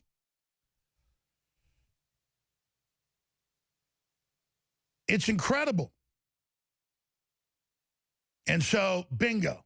Now, Trump can't move mountains and all the rest of it, but he's gone back on Afghanistan. He's gone back on the vaccines. And I say we hold his feet to the fire. And I promise you, the next time I talk to Trump, I will bring up the vaccines. And everybody should go out when he's on the road, hold up signs, all of it. Hell, we ought to sell T-shirts or, at cost that say, President Trump, fulfill your promise on vaccines, and go to the rallies. Believe me, that gets his attention. So Jenny is the caller because she's bringing up the real issue. Jenny, go ahead. Yes. Hi, Alex. Thank you for taking my call. I am a vaccine education specialist, and I've been involved in this fight for several years. I have it on good authority that for our president knows very well what's going on with the vaccine issue and how dangerous they are and how they're it's truly a crime against humanity. And I'm not thanking my lucky stars for everything that he's doing because this is the key issue. If he truly cared about the future of this country, he would take care of this issue not at 9 p.m. Eastern Standard Time. He would take care of it right now. Well, what are we going to do when right now we have, 1 in 36 on the spectrum neurologically damaged according to the crooked Center for Disease and Corruption? Talk about us. Ma'am, you're right. This is a mass dumbing down chemical and biological retardation program of eugenics, just like the fluoride is meant to lower IQ. They just like taking iodine out of the salt lowers IQ 15 points. Fluoride lowers it 15 to 20 points, just as much as they put in for kids in studies, Harvard studies. The not having iodine's 15 points on average. Anybody can search engine that, mainline studies. And then you add the electromagnetic stuff, you add the vaccines. That's why people are so stupid now. That's why, type it into a search engine. Western IQs are dropping precipitously, just like Brazil didn't accept glyphosates till like 25 years ago. Within 10 years, they went from almost no breast cancer to matching U.S. numbers. And glyphosate grows breast tumors, ma'am. I agree with you. I said I thank God that we've got Trump in and at least he cares and has gotten something done. But you're right. When you talk about how California is trying to make it mandatory, they're firing doctors that won't force their people to take it. They're trying to lower the age and have schools make kids have their own consent, and they pay them $200. It's criminal. And they're coming out with hundreds of new vaccines they're pushing, which are live viruses, you name it, Gardasil, sterilization. This is the modern Holocaust, and you're absolutely right. And, you know, there's a major pediatrics facility here in Austin that was founded by a man that retired 8 years ago. He doesn't want me to say his name, where he knows vaccines are bad. He told me personally, okay? But now my own children, when we took the baby in there, they have the new nurse, the new doctor that runs it, a female. She bullied my wife and said, get out of here. You're not going to get any treatment here. And because that's what, so yes, they're bullying everyone. They're firing nurses that won't take it all. It's pure crap. The military troops don't want to take it. The officer corps won't take the vaccines the military's given. They give them experimental vaccines. It's evil, and you're right. So what do we do to make Trump do it? Well, you know what? We're not going to have a military, a police force, or firefighters, fathers, and anyone reproducing in this country, frankly. Because according to MIT, there's going to be 1 in 2 autistic by 2030, 80% of the boys. And we can already see that happening. So he'd better do something and do something quick. I mean, RFK Jr., who was supposedly going to take up this, you know, vaccine safety commission, which, you know, seemed to just disappear overnight. He has his own. No, I totally agree. I've got an article here. Guys, pull it up. I can't find it. Yeah, there it is. MIT researcher, glyphosate will cause half of all children to be autistic by 2025. That's the American Council of Science and Health. I mean, this is all on purpose. We're dead already, basically. This is unbelievable. And I've got the other headline, mystery pathogen is set to sterilize all women on Earth. There's now a mystery pathogen. It's mainstream news. I've got it right here on the stack. Is suddenly sterilizing everybody. We are under attack. You're absolutely right. Need iodine, exactly. I completely agree with you, but I'd triple your dose with iodine. I'd take 50 to 60 drops a day, saturate the cells, and get rid of all of the competing halides that they're poisoning us with. And it is a plan, and he knows exactly what's going on. Oh, he does, just like he called in on the TV on 9/11 and said there were bombs in the buildings. And then he called in another show a week later and said, I was there, I saw where the bombs went off. My engineer told me it must be bombs. So Trump's smart. He understands it. God bless you, ma'am. Jenny, you're absolutely right. She's absolutely right. We're going to go to break and back with more calls. Speaking of that, it is a fact that they keep lowering the amount of iodine in the food and the soil down to nothing. Survival Shield X2 is the deep earth crystal source iodine, which means it's just pure iodine. It's atomic iodine, not radioactive, being on the periodic table. And it is just what it did for my skin, my hair, my body. I mean, it's such a game changer. And then when I forget to take it for a few weeks, I'm like, what's going on? Oh, my X2. It's 40% off still. But and I keep saying this for 3 days because I'm so busy. I haven't gotten new specials launched. 40% off X2 and free shipping at InfoWarsStore.com or InfoWarsLive.com. 50% off Brain Force.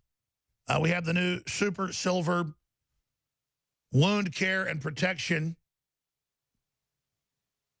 product that's so proprietary. I don't even. It's so amazing. I can't even get into it. Because I've got to do just a ton of research to be able to talk about it properly. It's so amazing. That's now available right now out of the gates. Our newest product. InfoWarsStore.com, InfoWarsLive.com. But whatever you do, get X2 today. We'll be right back with more of your calls. Larry, Richard, James, stay with us. InfoWars.com. We're going right back to your phone calls here in about 60 seconds. But first, we are launching today the InfoWars official app. It's amazing. It works great. It's got so many incredible features. You can download it free on Android and Apple at Infowars.com/app, or there's a big banner up on Infowars.com. But why this is important is the globalists are demonizing Infowars. We are the cutting edge, the tip of the spear, the dreaded organization that they hate so much. And they are so scared of people power. They are so scared of you. Not just downloading the app, but sharing it with your neighbors, your friends, folks at church, people at the grocery store, sending out a link to your email list or Facebook or Twitter and saying, hey, download the new free InfoWars app and get live video, archive video, the podcast, all the new podcast shows that we're going to start launching here in the next few months, the new broadcast, all of it, plus the latest news alerts, feeds. You can click a button and then get push notifications to know when things are happening or when I go live routinely from my house, or I come back into the office, or when I'm on the road. It's the InfoWars official app. We're launching it today.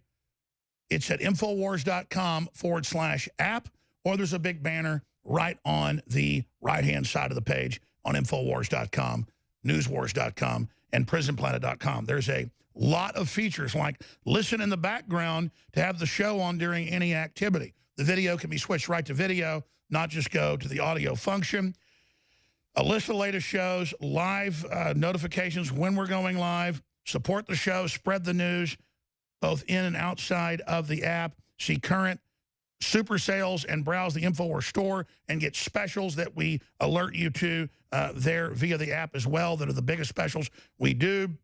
Compatible on iPhone and Android devices, Infowars.com/app. Watch the Alex Jones Show, The War Room, The Real News, anywhere, anytime. Read articles as they're published on the site in a portable feed. Get notifications anytime a feature story is published.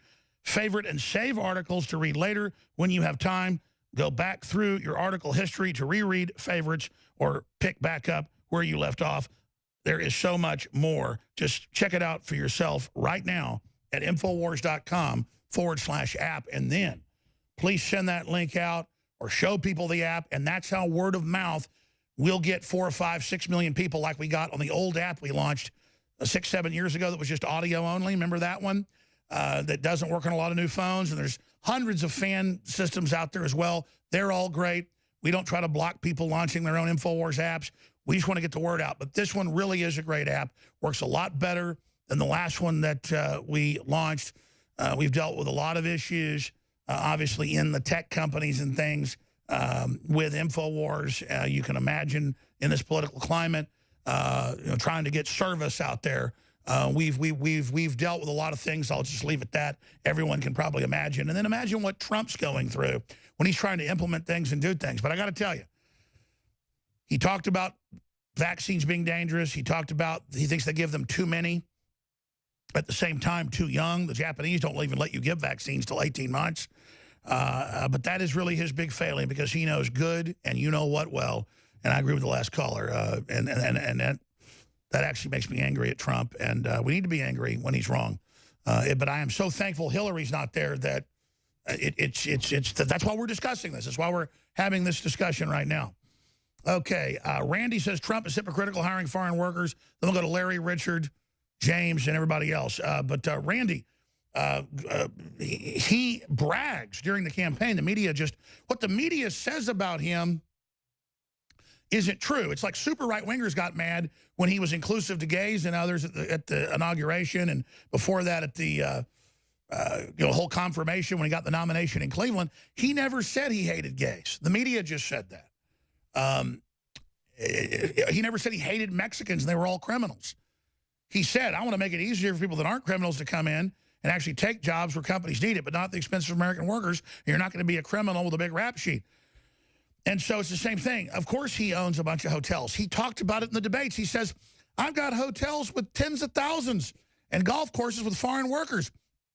just like cruise companies. And they're from Russia, and they're from Japan, and they're from Mexico. Just like when you're on a cruise, you know, everybody has different name tags. It's interesting. And they come in, they're seasonal workers. We don't need them, you know, say at the golf course during the winter. So they come in 9 months out of the year, then they rotate back to their country with good pay, or they rotate somewhere else, and they travel the world, and they enjoy it. He goes, I'm all for people coming in. We need them. And then people go, oh, he's hypocritical. He brings in foreign workers. He never said that. He wants to have such a booming economy that we need to bring in people. But they're not going to be MS-13 people that kidnap women and murder them. Randy, go ahead.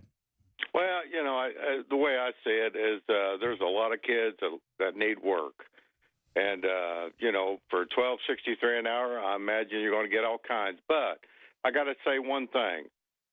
The Senate just approved a measure that rings in Trump on tariffs. You know what I feel about that? I feel that never approach a bull from the front, a horse from the rear, or a fool from any directions. Republicans and Democrats that back this measure that puts to try to ring in Trump on these tariffs are fools. That's about all I got. Well, Randy, don't hang up, because you're absolutely what you said is true from your perspective. That's crazy. Like I just see what you say, like Trump is hypocritical on hiring foreign workers, and then I didn't think about the angle you were going with because I didn't hear it yet. It was in, I think, AP yesterday. I didn't get to it. I saw it on Drudge. The headline was something like this. Illegal migrant workers causing job shortage problem for young Americans of all races. And it showed the numbers that we do have a glut of illegal aliens and a glut of people driving down wages in unskilled areas, even though other wages are going up. So you're absolutely right. This lie that Americans don't want to pick fruit, or Americans don't want to... Nope, Americans have been taken off the land and domesticated, and would they rather be picking fruit for like $10, $12 an hour, which you know it pays, or working at McDonald's for $8 an hour? And I say you'd be in a better position picking fruit. And by the way, I'd pick plenty of fruit. Go ahead. Let me give you an example. My kids, when they was younger, 13 years old, I put them to tassel and corn. They made minimum wage, and the seed company got a tax break for putting them to work. They was kids coming out of the woodwork, and they take them down by buses, and they was kids coming out of the woodwork doing them jobs for minimum wage. I've actually done it. Then what they did is they brought in a whole bunch of illegals or whoever they was, and hold on, stay there. I'm going to come back to you because you're an eyewitness to this, and let's talk about this. Humans competing with each other for jobs. We'll be right back on the other side. It's a war of information. Have you spread Infowars.com today? Have you downloaded the free app, the new app, the Infowars official app? Finish him. Antifa! Flawless victory. Okay, we're taking a lot of calls today, and I'm really enjoying it. We're going to go to Larry here soon, mad at Trump about his prescription drug pain medication policy. Richard on Mormons promoting globalism. You've been really holding a while. Richard, you're up next. Stan, Liberty Smith, James, Duncan. But we got to finish up with Randy talking about illegal aliens taking the jobs from entry-level Americans of every color. And there were Bureau of Statistics numbers I saw just yesterday confirming that that's going on. In an overall more positive jobs market we've seen in 100 years, a lot of numbers show. Again, how does that have to do with Trump, though? How is it hypocritical? I mean, do you really think he could hire high schoolers to come into a hotel for a maid service, or to, be a blackjack dealer, or to be a manager or the captain of a ship, or, whatever Trump properties have? Because, I mean, that's the type of folks that they found do work best, are these people that go all over the world to different countries, different companies, and they have backgrounds, and they know who are the best, who work their butts off in the service industry. What do you think? Well, you probably got you got a point there. And I believe it or not, I love Trump. I actually love everything he does. The only thing I just think for like cooks, waiters, whatever, they could hire kids, or they could hire people in the United States to do them jobs. Look, but that's because you're a hardworking guy, a farmer. I mean, I don't know how old you are, but I mean, the cliché's a little true, whether a kid's black, white, or Hispanic. A lot of young people today a lot of them are really hardworking. But a lot of them are super lazy. Oh, that's true. But, you know, I've been working since I've been 14 years old. I'm 65 now. Or you get an eye-opener when you get ready to draw Social Security when you find out how that really works. But the illegals got it better than I got. They got free medical. They get stipend a month. They get food stamps. Give me a freaking break. I've worked all my life. I pay taxes. In the state of Indiana, God bless their heart, they just raised the gas tax on our ass to hurt everybody. No, I hear you. And Trump's trying to bring relief. God bless you. Good points. Really good point. I mean, a lot of it is people coming out of Eastern Europe and places, they've already been vetted. They're the cream of the crop that are willing to work hard, which also creates a brain drain. And, of course, then we have this guy. Remember the guy, the 30-year-old, got evicted by his parents? And he is just, like, so selfish. Now we've learned more about what he's up to, and it's just, look at that spirit. It's like a demon of laziness. Just so satisfied that he can get you to do the way he wants it, when he wants it. And that's what happens when you let your kids do whatever they want. Don't show him to me anymore. Michael Rotondo, we tried to help him, but he is just unbelievable. In the next segment, I've got Beyond Bombshell News, and I'm going to cover that deals with all of us in the future of humanity. I'm going to stop now, though. So I said we're going to go to your calls and get to them as quickly as possible. Richard in Arizona. Richard, what do you disagree with Trump on? Because that's the big subject today, and it's been all over the map. What do you disagree with? Hi, Alex. I was just wondering if you thought that Mormons were globalists and are on Trump's team or not, because I've been going to church there, and they don't pray for Trump, and they don't. If you're not holier than thou, then they kick you out, and all their money seems to go to Salt Lake City and enrich themselves. And I was wondering if you heard anything else about Mormons being globalists or not. Man, what does that have to do with Trump?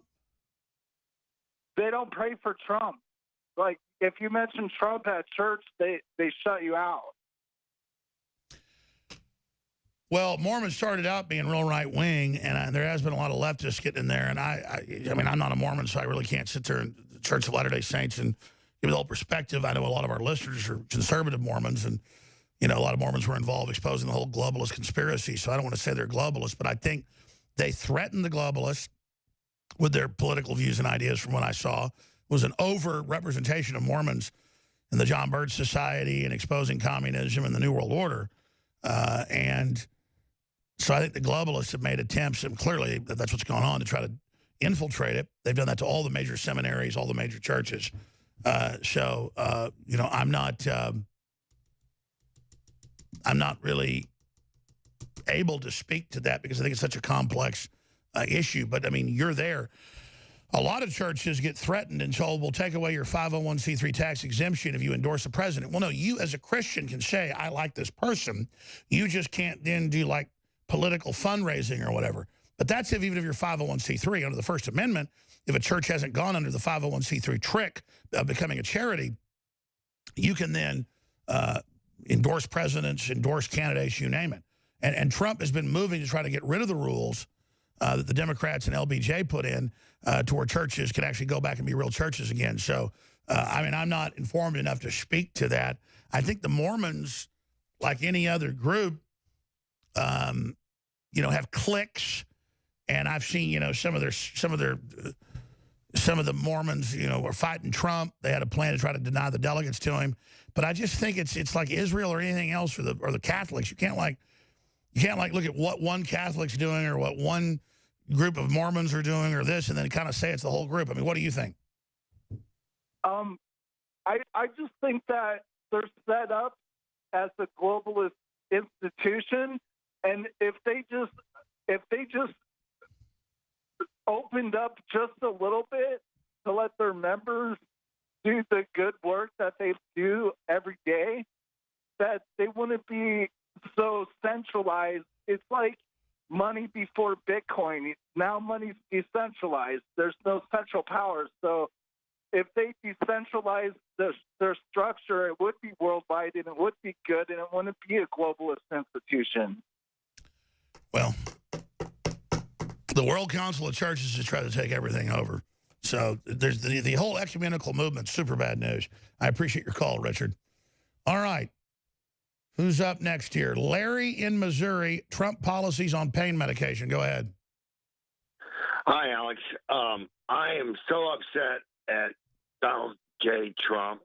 I'm a supporter of Trump, but he's missed an issue that's bigger than Jenny's vaccination problems. It affects more families in America than you even know, Alex. And I know that you know because you are the great history teacher for the world. Well, not really, and but everyone that certifies, downloads your podcast or some way should get actual, not bachelor credit in college, should get like a master's or PhD. Well, listen, you're kind of say that, but brother, we only got a minute and a half here, 2 minutes.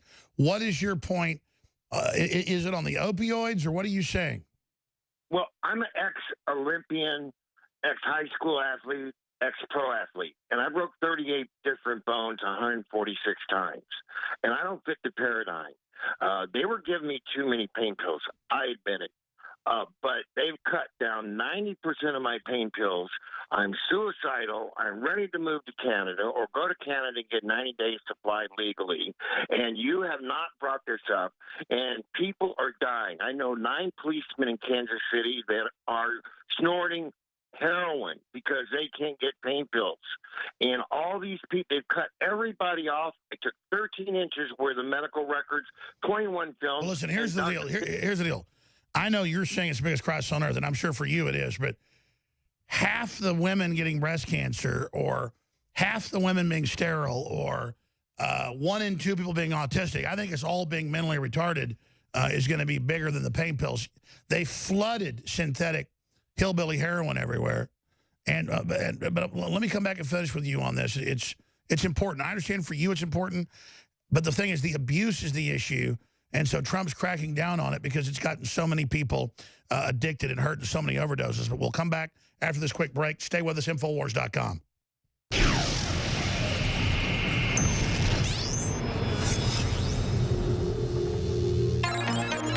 If you are receiving this transmission, you are the resistance.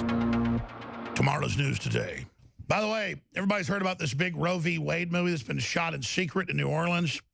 I've known all about it for about a month. They wanted me to be in the movie. I'm not bragging. I just can't do it because I just have to refuse movies.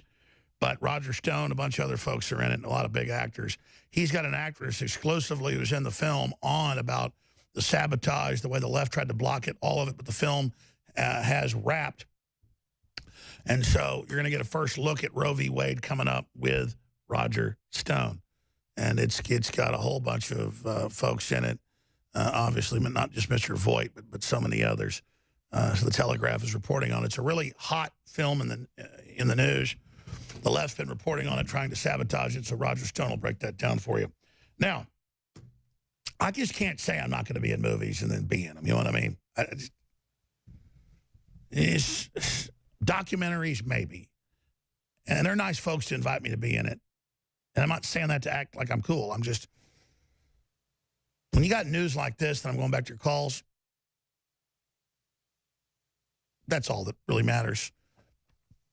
We showed a headline earlier from the National Institutes of Health that half the public within about a decade will be mentally retarded and have some form of autism or neurological disorder just because of glyphosates eat your brain. They also give you breast cancer. Well, the National Health Service and others have come out. It's in the Daily Star, but it's also in a lot of other publications. STI warning. Well, it's beyond that. Experts fear stealth bug, which makes women infertile, will be untreatable. And these microplasms, little microscopic bacteria, they come in and they colonize women, particularly. For whatever reason, it's kind of like fluoride hurts men worse than women because they have a different physiology. Well, microplasms, every time you run into this with women, I know a lot of women that have them, and I talk about microplasms with scientists 20 years ago. They still weren't confirmed. They're now confirmed. And now they have a mycoplasma that sterilizes you. Mycoplasma genitalium bug, known as MG, makes women infertile. 1 in every 100 British adults ages 18 to 44 are already thought to be infected with the bug. Isn't that just convenient? And of course, most scientists believe that microplasms have been developed as bioweapons in labs. Experts are warning that the figure is set to double within 10 years. And then they go on to say that they are concerned that it will surpass HIV, you name it.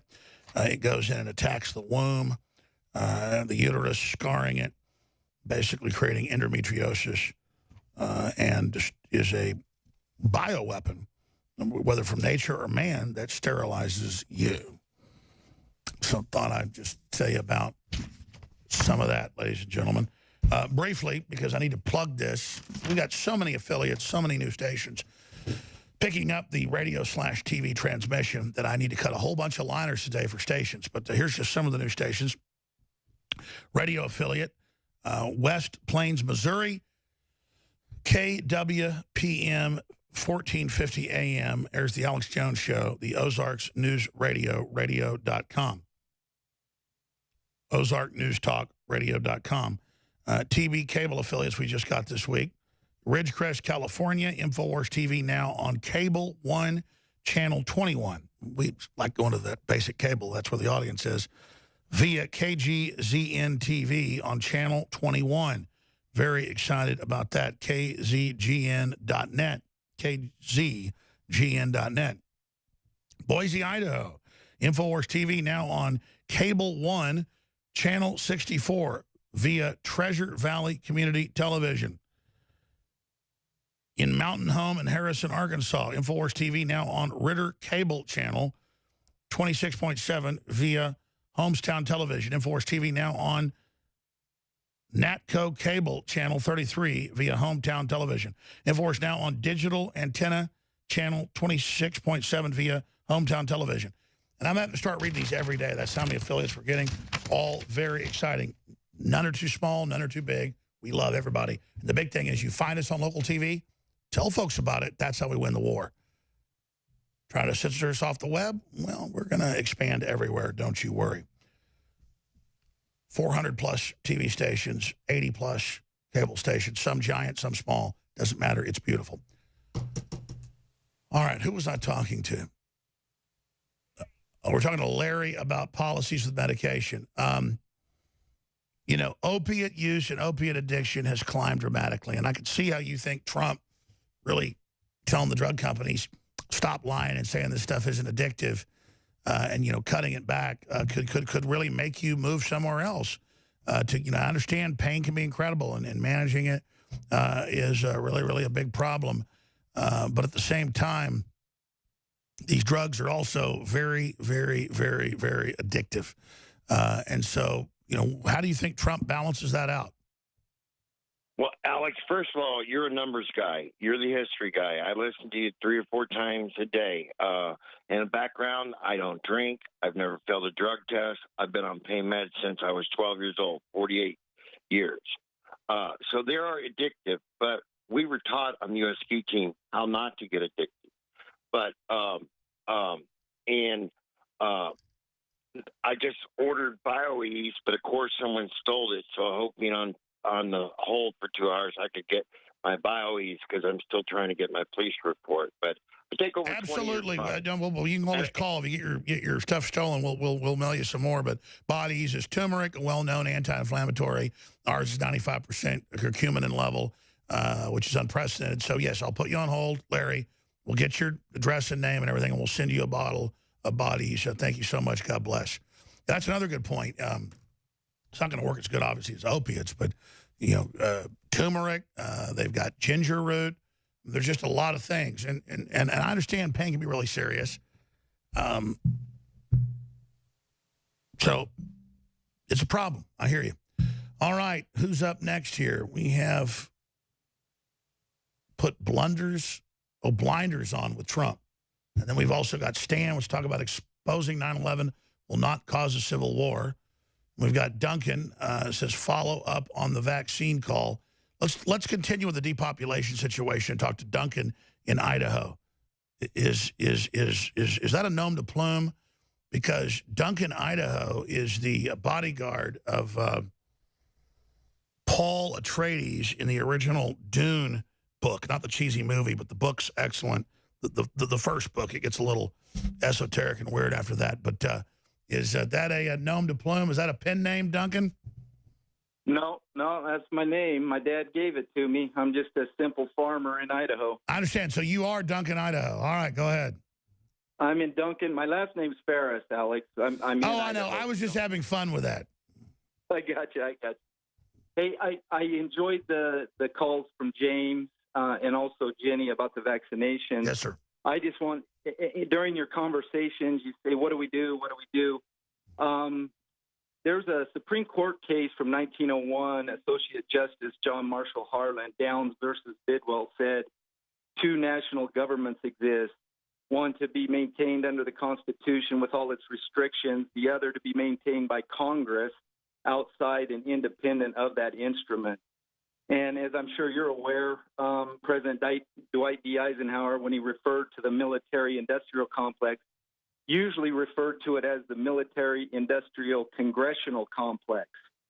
So as you always point out, we're under foreign criminal corporate governance, and it's going to continue to be so, if our military is all over the earth. But what I wanted to suggest was the John Birch Society has a mantra or a very good a mantra and a very good lecture series titled "The Constitution is the Solution." And in the Constitution, specifically under the Second Amendment, it says a well-regulated militia being necessary for the security of a free state, the right of the people to keep and bear arms shall not be infringed. I'm sure you're familiar with Dr. Edwin, I believe his last name's Viviera. Works a lot with the Oath Keepers. Yeah, no, he's been on the show before. Great. President Trump can't do everything by himself, and I think the best way, is to get everybody off their apathetic soapboxes and that. We need to restore the constitutional militia in every county and every state. Then Brother, the key is people awakening and taking action. You're doing it, and I salute you, and I really appreciate you. We'll be right back. I'll do a little bit more in the next hour. Then Roger Stone has that big exclusive interview on the new film coming out. Finish him. Antifa! Flawless victory. Up on Infowars.com, I'll cover it a little bit in the next segment, then hand the baton to Roger Stone with a big exclusive interview on the secretive film Roe v. Wade. Muslim party leader tells Dutch to leave their own country if they don't like diversity. They say they're under the command of Erdogan, the dictator of Turkey, and they have, of course, left to the Netherlands and other countries. They now say it is theirs. Go watch the video, read it for yourself. We are taking over. And then you've got the Dutch here with their all little blonde-haired children in the photo. This is unbelievable.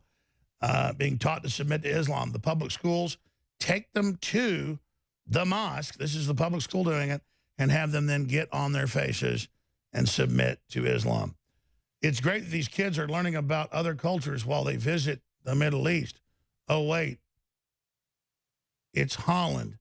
And then you've got all these sheep-dipped women by the Islamicists who aren't even allowed in the mosque in the same area where men are, but the Islamicists have let them do that to do it. So there you go, folks. It's on. It is a override. It is a plan. It is the globalist operation. Guys, print me that article, please. Thank you. There's so many stories like that on Infowars.com, and I tend to forget to even tell you they're there. But Infowars.com is there.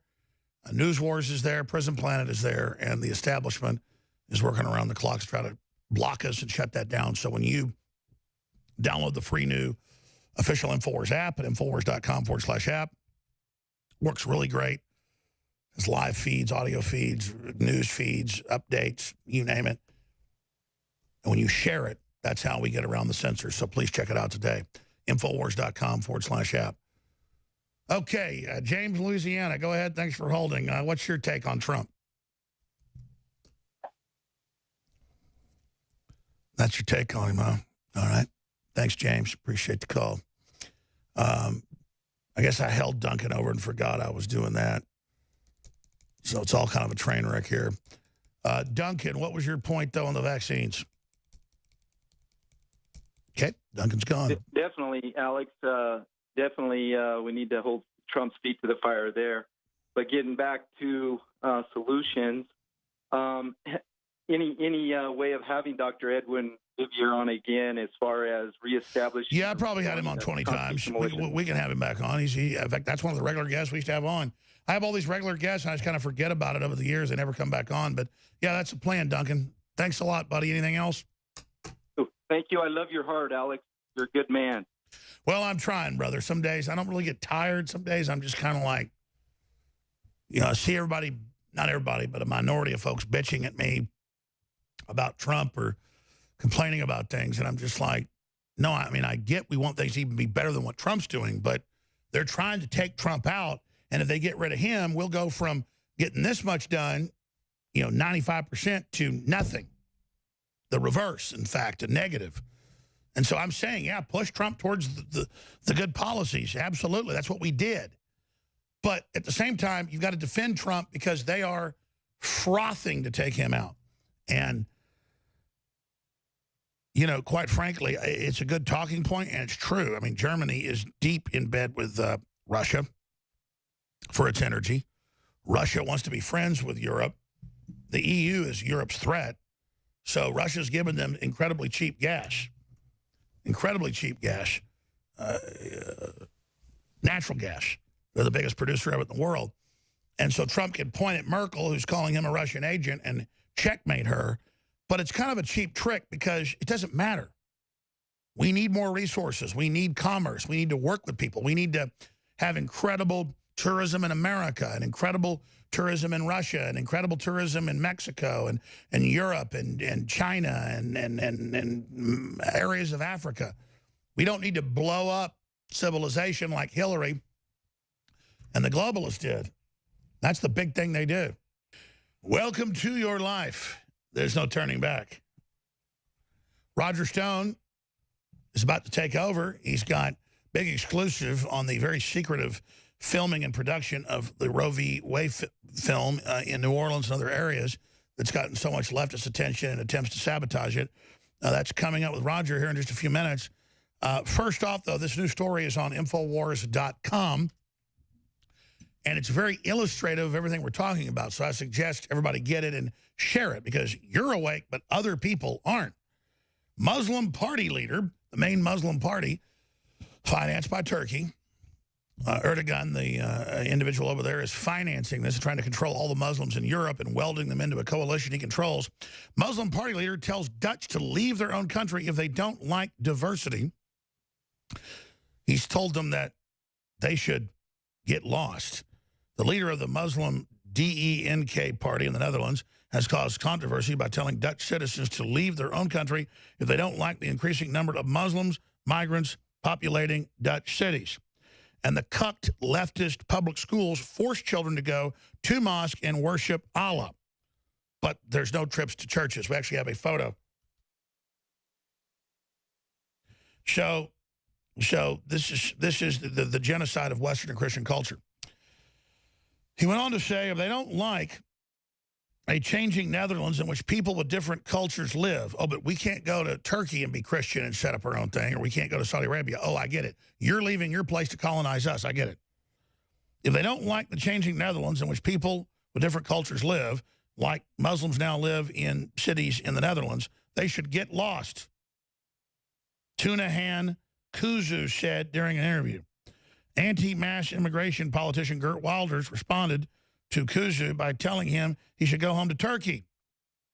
In 2017 Dutch election, Kuzu's party, which refuses to recognize the Armenian genocide, well, they told those Christians to go home, killed about 1 million of them, sent them right to heaven, attracted 200,000 votes, enabling it to gain 3 seats in parliament. So, yeah, you know, Christians get genocided. That's how you welcome at them.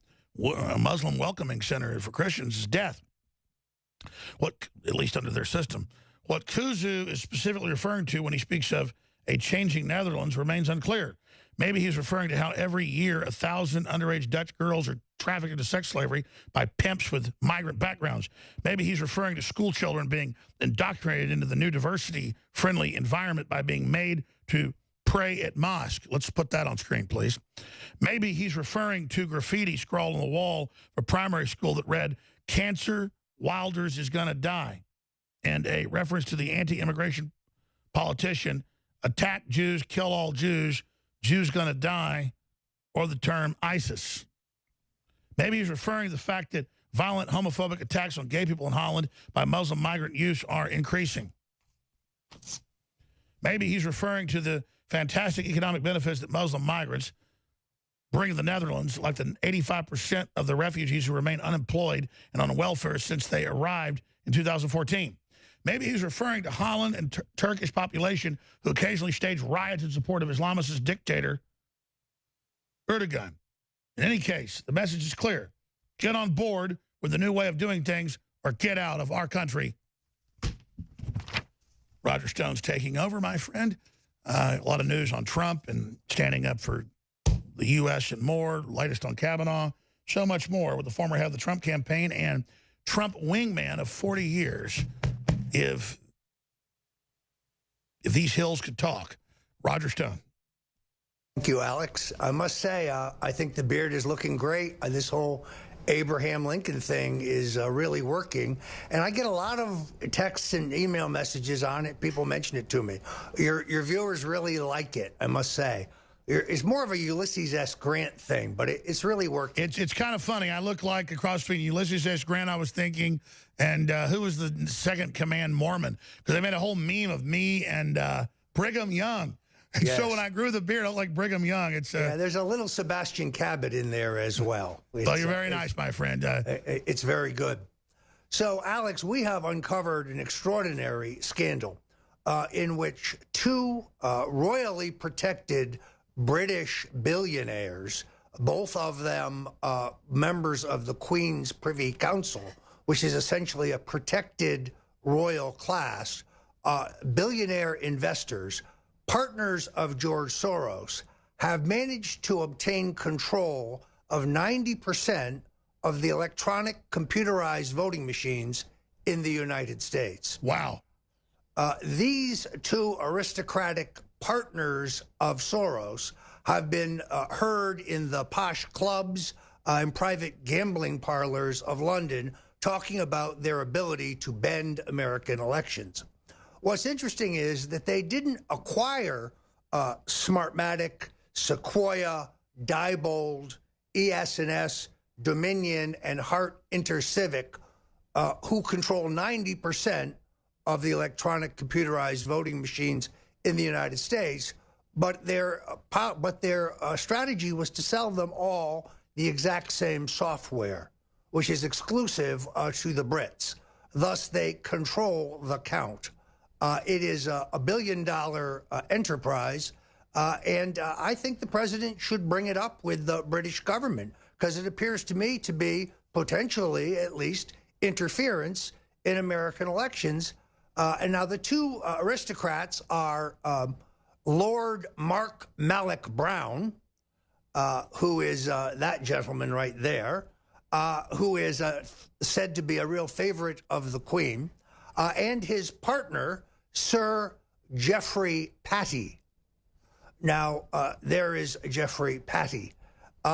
These gentlemen boast about being protected by the Queen in their business activities in the United States pertaining to these machines. We reported this yesterday on the War Room. We were assisted in this by Americans for Innovation.blogspot.com and the crew there on the basic research. Well, let's bring up the story, if we may, because it is far more complicated. These technology companies, in many cases, have been influenced by the national security apparatus, investments and infiltrations by the CIA and the FBI. So you can trace the whole history of this voting machine industry and how these two British globalists got control of it. And Roger, when we come back from break, you'll have that story. You'll be able to go over it. But Soros already had control of a third of the machines. We know we caught Homeland Security under Obama stealing the election in many states. We blocked them in others. This is their main attack. They know they can't beat the big red wave. So in 2018 and beyond, this is how they're planning to do it. And, I mean, we need to alert the president to this. We need to take action to this. This is incredible. And again, that's what InfoWars' job is to do, is to expose this level of garbage. I mean, just like we have the Chinese communists caught in our defense computers and selling us chips, it's the same thing. How can we have the Soros-connected, globalist-connected groups selling us the software? Well, here's the point, Alex. It's a multi-pronged strategy. They want to censor us so we can't object to it. Then they want to take away our guns so we can't defend ourselves. And then they want to steal the election. It's a three-part process. We see the war on censorship that's being waged against me, against InfoWars, against you by the net left, by the tech left. We see. Stay there. Come back and cover it all, because you're right. They're launching attacks. They're trying to cause civil unrest. They're pushing anti-gun, and they're also discrediting anybody that talks about election fraud as they enroll illegal aliens to vote in all these Democrat states. This is an incredible time. StoneColdTruth.com, Infowars.com, NewsWars.com. It's more important than ever. I keep saying this, to spread the links, to spread the articles, to spread the videos. And as soon as this show isn't live, that we archive this. What headline do we give this, Roger? Soros, British-controlled Soros companies now in control of 90% of voting machine software? I would say British globalist billionaires partnered with Soros seize U.S. voting machines. 90%. Yeah, I mean, it's unbelievable. Roger Stone, straight ahead. Then the War Room with Roger Stone and Owen Schroyer after that. Stay with us. Welcome back to the Alex Jones Show. In your host chair today is Roger Stone. We have seen an extraordinary increase in the president's approval rating. It will at times dip a point or two, but then it continues to move forward.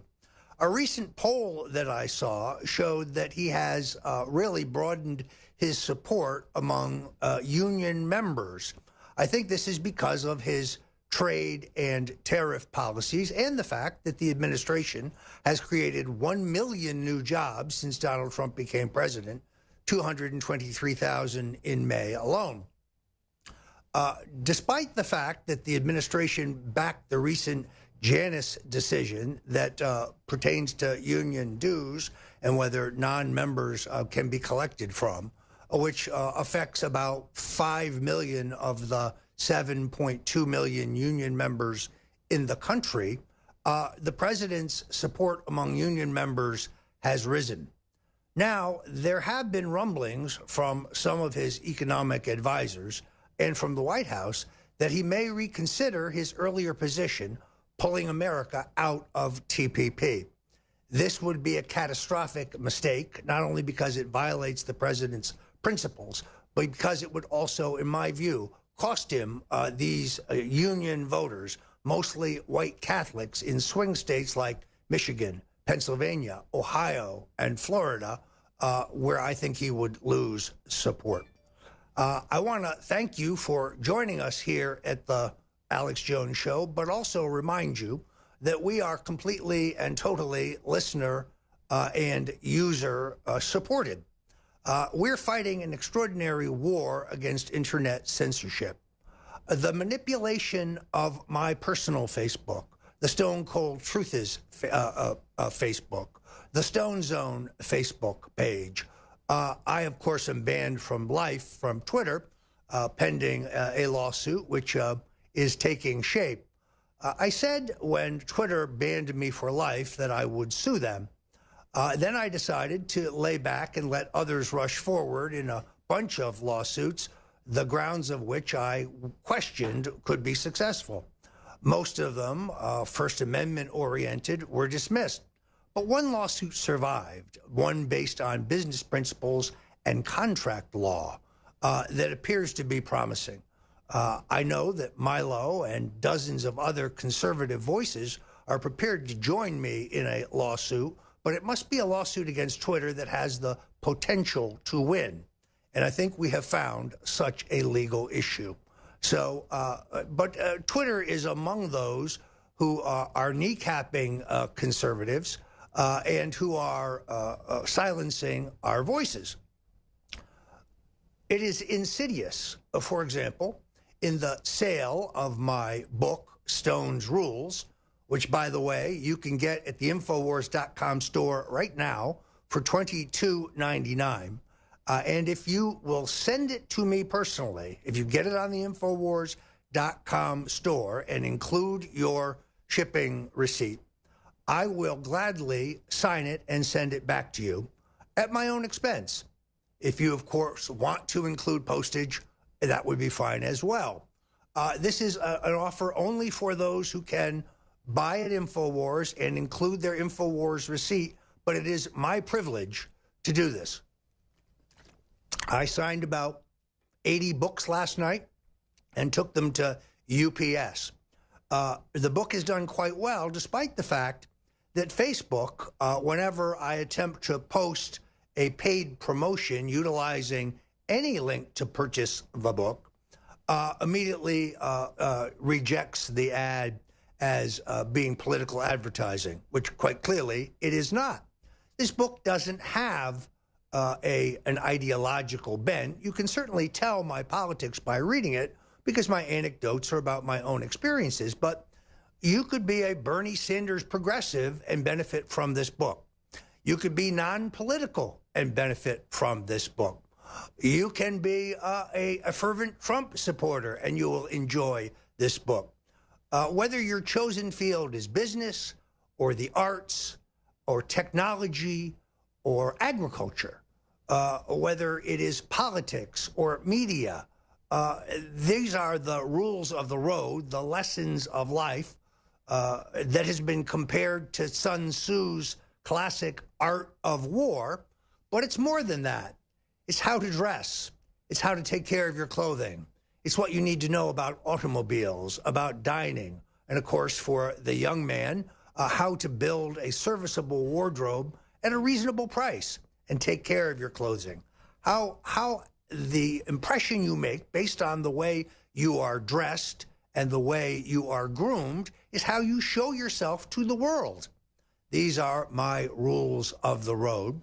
And at the same time, you get Dick Nixon's no longer secret martini recipe for the silver bullet, and you get my mother's recipe for the greatest marinara sauce you've ever had, also known as Sunday gravy. No, I don't want to argue about it. If you call it sauce, God bless you. It's Sunday gravy. So go to the InfoWars store now. If you're not in the market for this terrific tome, I do have to mention that Brain Force Plus, which is really absolutely my favorite product at the InfoWars store, is now on sale. So this is a great product because when you work the long hours that I do and you have that dip of energy around now, you pop a couple of these and you get a certain mental clarity and a mental energy and a focus. Yet later that evening, it doesn't keep you up like these ramped up ephedrine-based, energy drinks do. It's not like drinking 2 Red Bulls, which you'll regret at 11 o'clock at night when you can't sleep.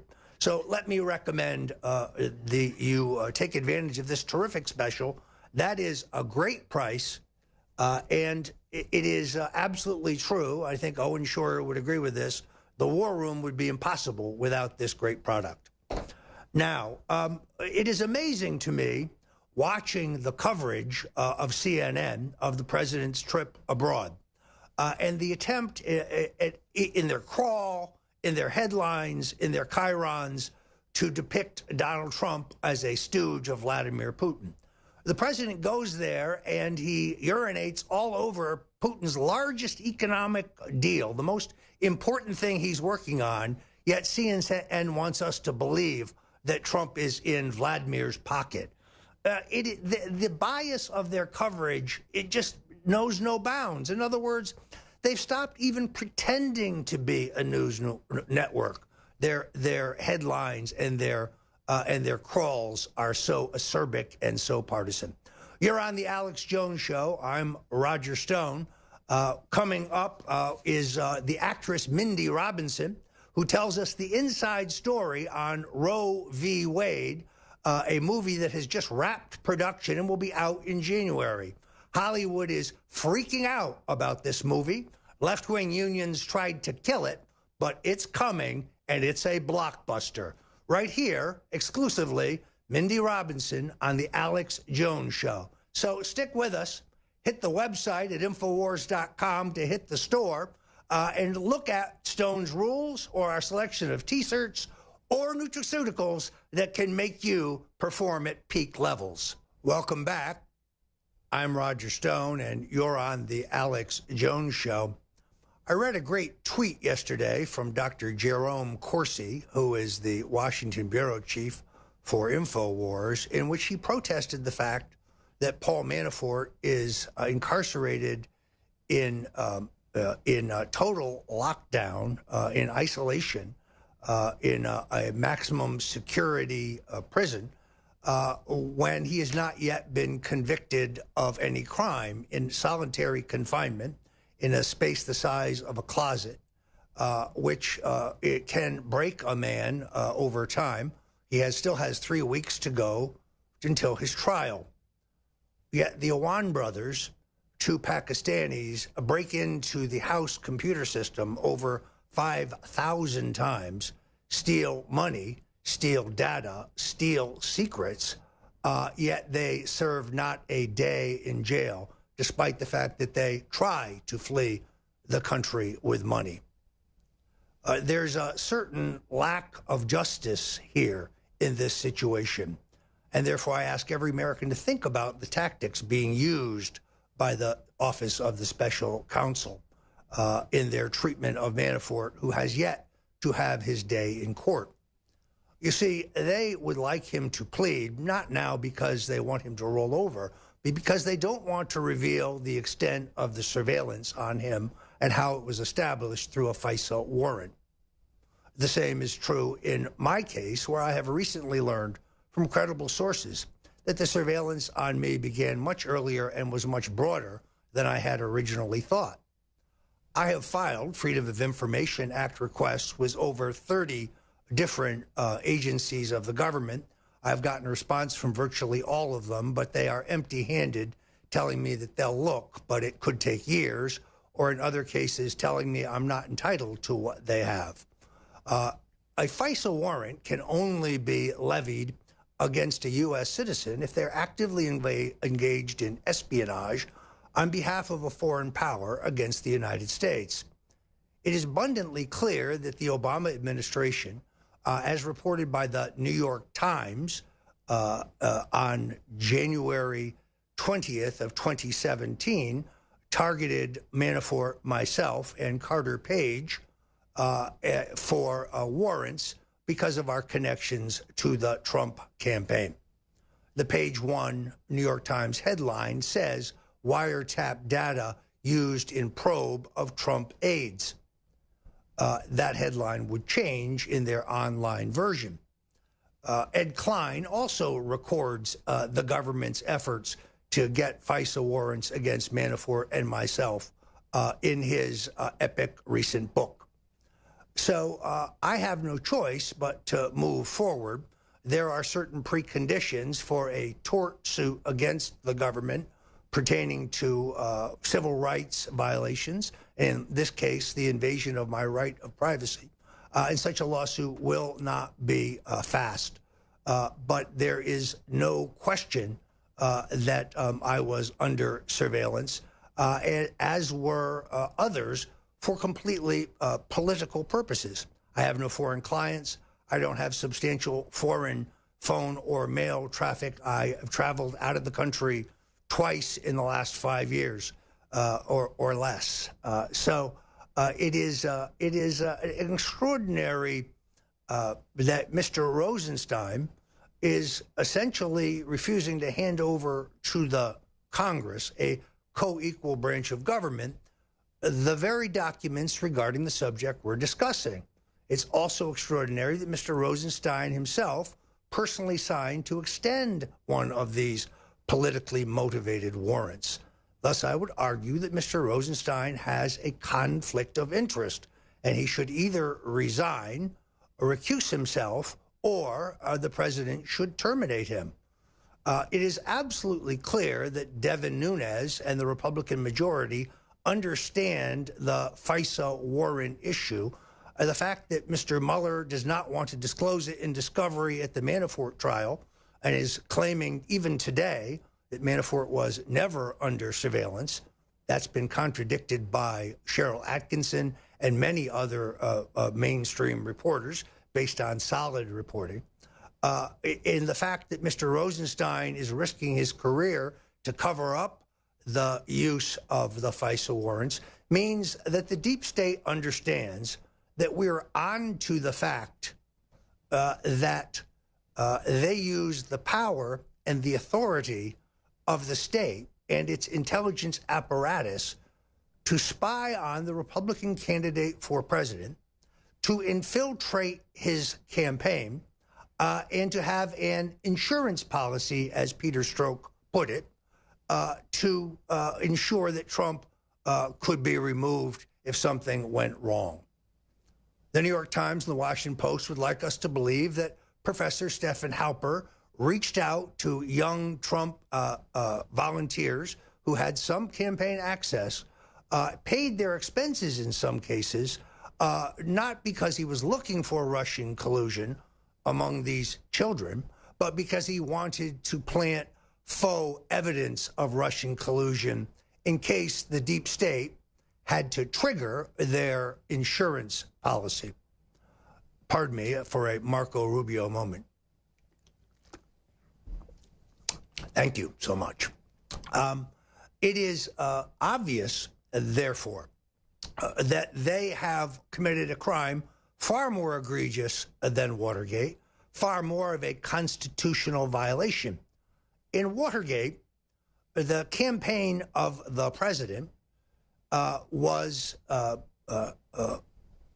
associated with men, private individuals, who broke into the Watergate headquarters of the Democratic National Committee.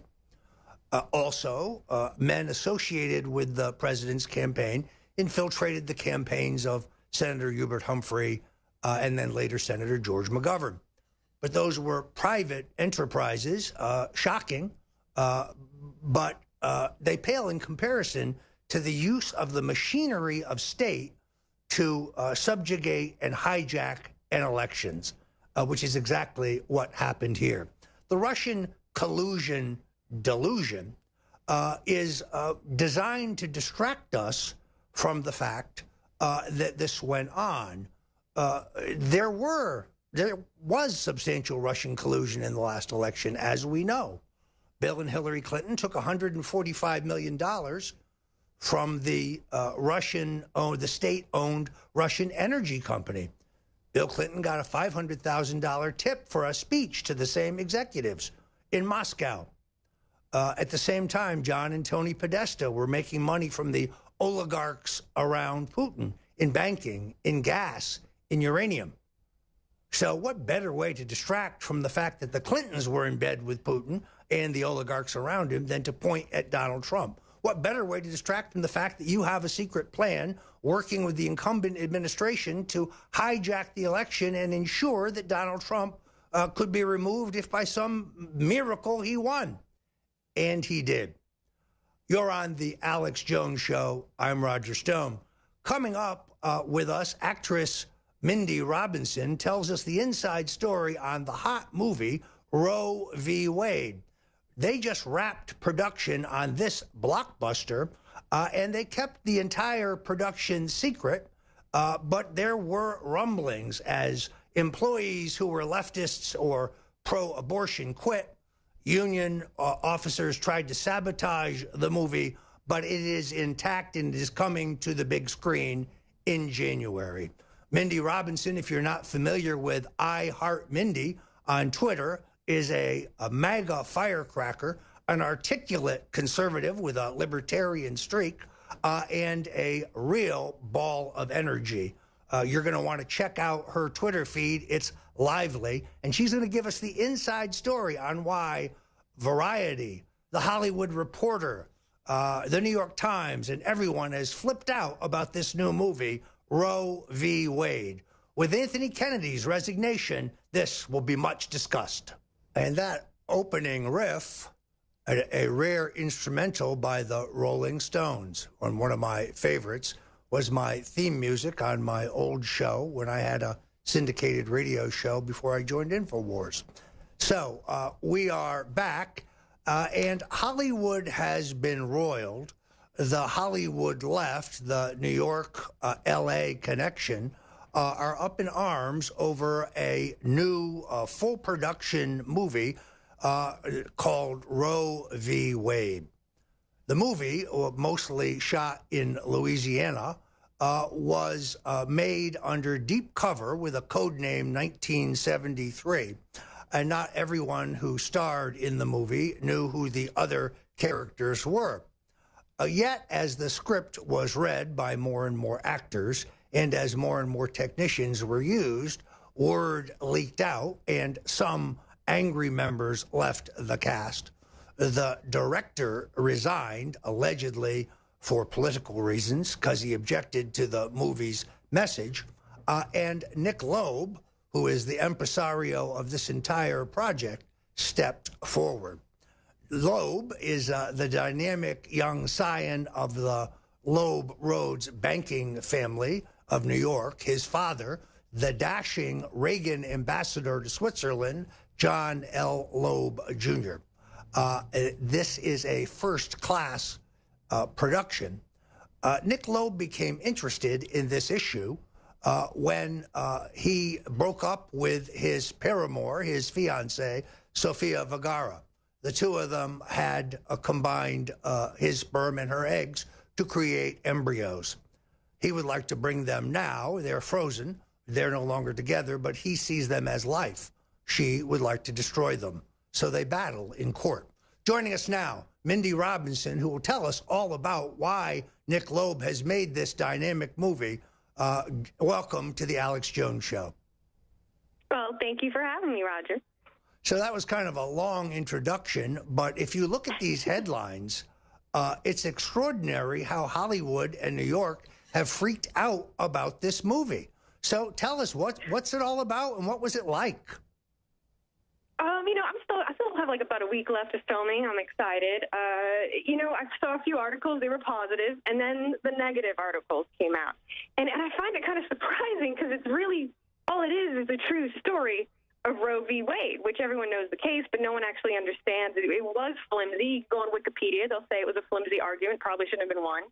And that's all it is a true story. And you wouldn't think Hollywood or liberals would lose their mind over it, but knowledge is power. And I think they're afraid if people saw, it's not just a clump of cells, that it is kind of a flimsy argument, that people might rethink it altogether, especially with technology and all the modern advancements. It's been 45 years since Roe v. Wade. Why are people still having, second trimester abortions at all? All this stuff is easily solvable.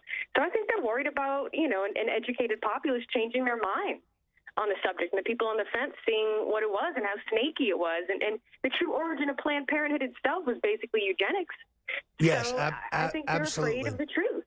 No, look, I think the message of this movie is the Roe v. Wade decision was political. Wasn't based on the law, wasn't based on their case. Their case was weak, to say the least. This tells us the backstory, as I understand it, of the politics of how this happened.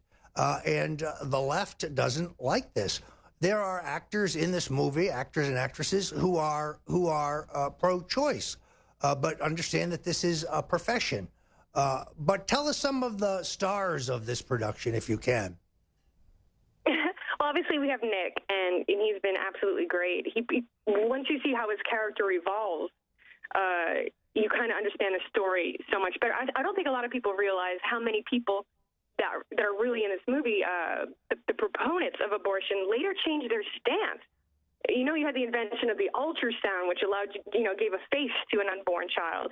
You had Roe herself, who tried to overturn her case. Roe was losing her mind because women were coming up to her and thanking her, like, thank you because I had 6 abortions because of you. It wasn't supposed to be birth control, at whim. It was supposed to be a desperate situation. I am one of those libertarian conservatives who once thought I was pro-choice. because I didn't want the government telling a woman what she could do with her body. I thought that was her decision.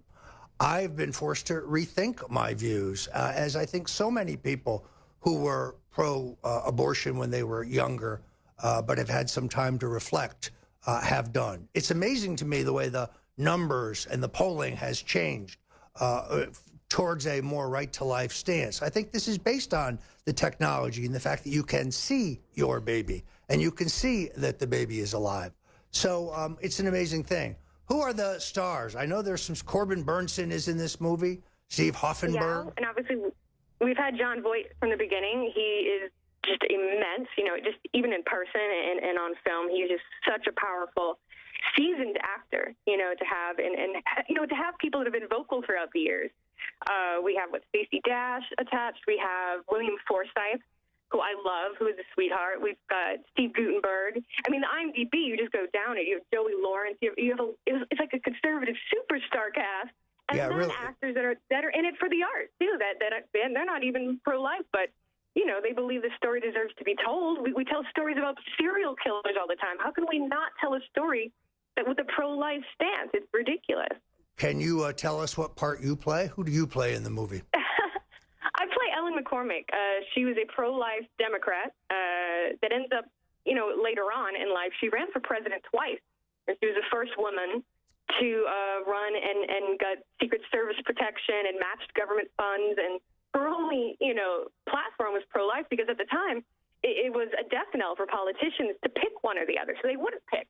And they're like, no, this isn't right. You need to pick. Are you pro-life or pro-choice? Stop dancing around it. It's an important issue.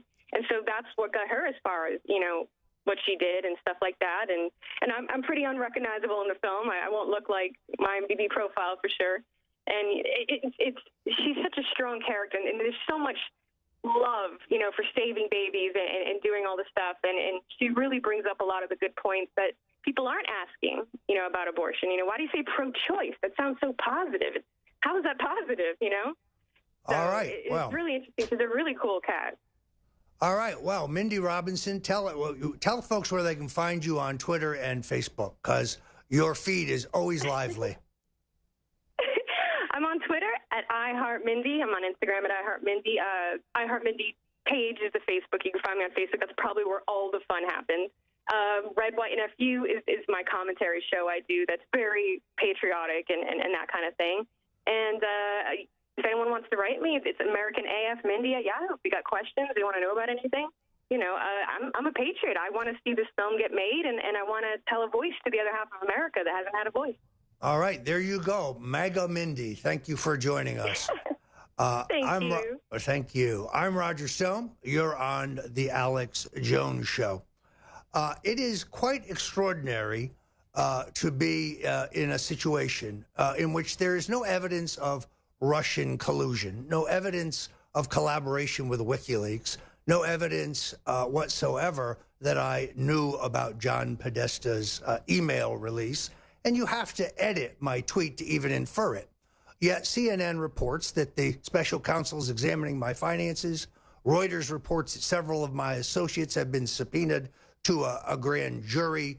And one of my oldest associates, Andrew Miller, who left me 3 years ago to become a legal marijuana farmer in Northern California, is fighting a grand jury subpoena. Meanwhile, the government pokes through every molecule, every microscopic molecule of my personal business and political activities. There is no Russian collusion. And the goal here is to either charge me with some unrelated offense to get me to testify against the president, or to silence my voice as a critic of the special counsel and the president's critics. Either way, I need your help. Please go to the StoneDefenseFund.com, StoneDefenseFund.com. I need your help. Online stories that say I'm worth $20 million are planted, probably by David Brock, to discourage donors. We won an important victory in New York when we knocked out a lawsuit by an Obama-backed group over the very issues at hand: Russian collusion, the alleged hacking of the DNC, and the other fairy tale. Now I face a lawsuit from the DNC. These are not unlike the phony lawsuits that InfoWars and Alex Jones are facing. It is lawfare, the new tactic of the left. Thank you for your support, and God bless you. Victory or death. You know, someone very profoundly once said many years ago that if fascism ever comes to America, it'll come in the name of liberalism. You're a white male! You're a white man! If you are receiving this transmission, you are the resistance. InfoWars comes to mind. Alex Jones. Alex Jones. Alex Jones. There's a lot of controversy around this network about Alex Jones. Google is being accused of hiding negative stories about Hillary and her campaign by changing its algorithm to bury stories like the Clinton body count story. That's according to website InfoWars. It sounds like it's confirmed there are at least 2 shooters with a fully automatic weapon. Dr. Martin Luther King has been shot to death in Memphis, Tennessee. JFK was shot from the back and the front. It was almost as if it were a planned implosion. It just pancaked. They took the babies out of incubators and left the children to die on the front floor. I think this is a national security imperative. We have clear things that we do not understand how they work, operating in areas that we can't control. UFOs. Is this global governance at last? Is it one world? The central bankers in charge. Israel claims the attack was accidental, but some former U.S. naval officers say it was on purpose. They describe the day's action as part of a continuing cover-up. Russian intelligence compiled a dossier on Mr. Trump during visits to Moscow. Russian scum! Denied everything. He called it all fake news. And he accused CNN of being fake news. This is a national emergency. If they kill Trump or remove Trump, it will cause a massive civil war in this country. This was a FEMA high-level alert. We are at war with Russia. Are you aware that Mr. Stone also stated publicly that he was in direct communication with Julian Assange and WikiLeaks? The White House and the President are citing InfoWars. They could shut us down. You're next. If you are receiving this transmission, you are the resistance. It's Alex Jones.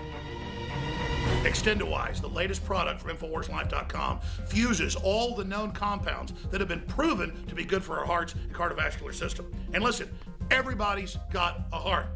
Well, actually, maybe Hillary and George Soros don't, but everybody else has a heart, and this product is amazing. So, if you have a heart and you want the very best product out there that's designed to aid a healthy heart and cardiovascular system, it's Extendawise, available at InfoWarsLife.com. And like all of our products are game changers, this baby is the most souped up, awesome version the top formulators can come up with and still be affordable. It's one of the very best heart pills out there. It's Extendawise. So get some for yourself and family and friends. It's got the very best fish oil from the fjords. It's very, very pure, very, very clean, and has the EPA type that is specifically good for the heart, cardiovascular system. It's got the properly formulated type of CoQ10 and more. It is Extendawise, now available at InfoWarsLife.com.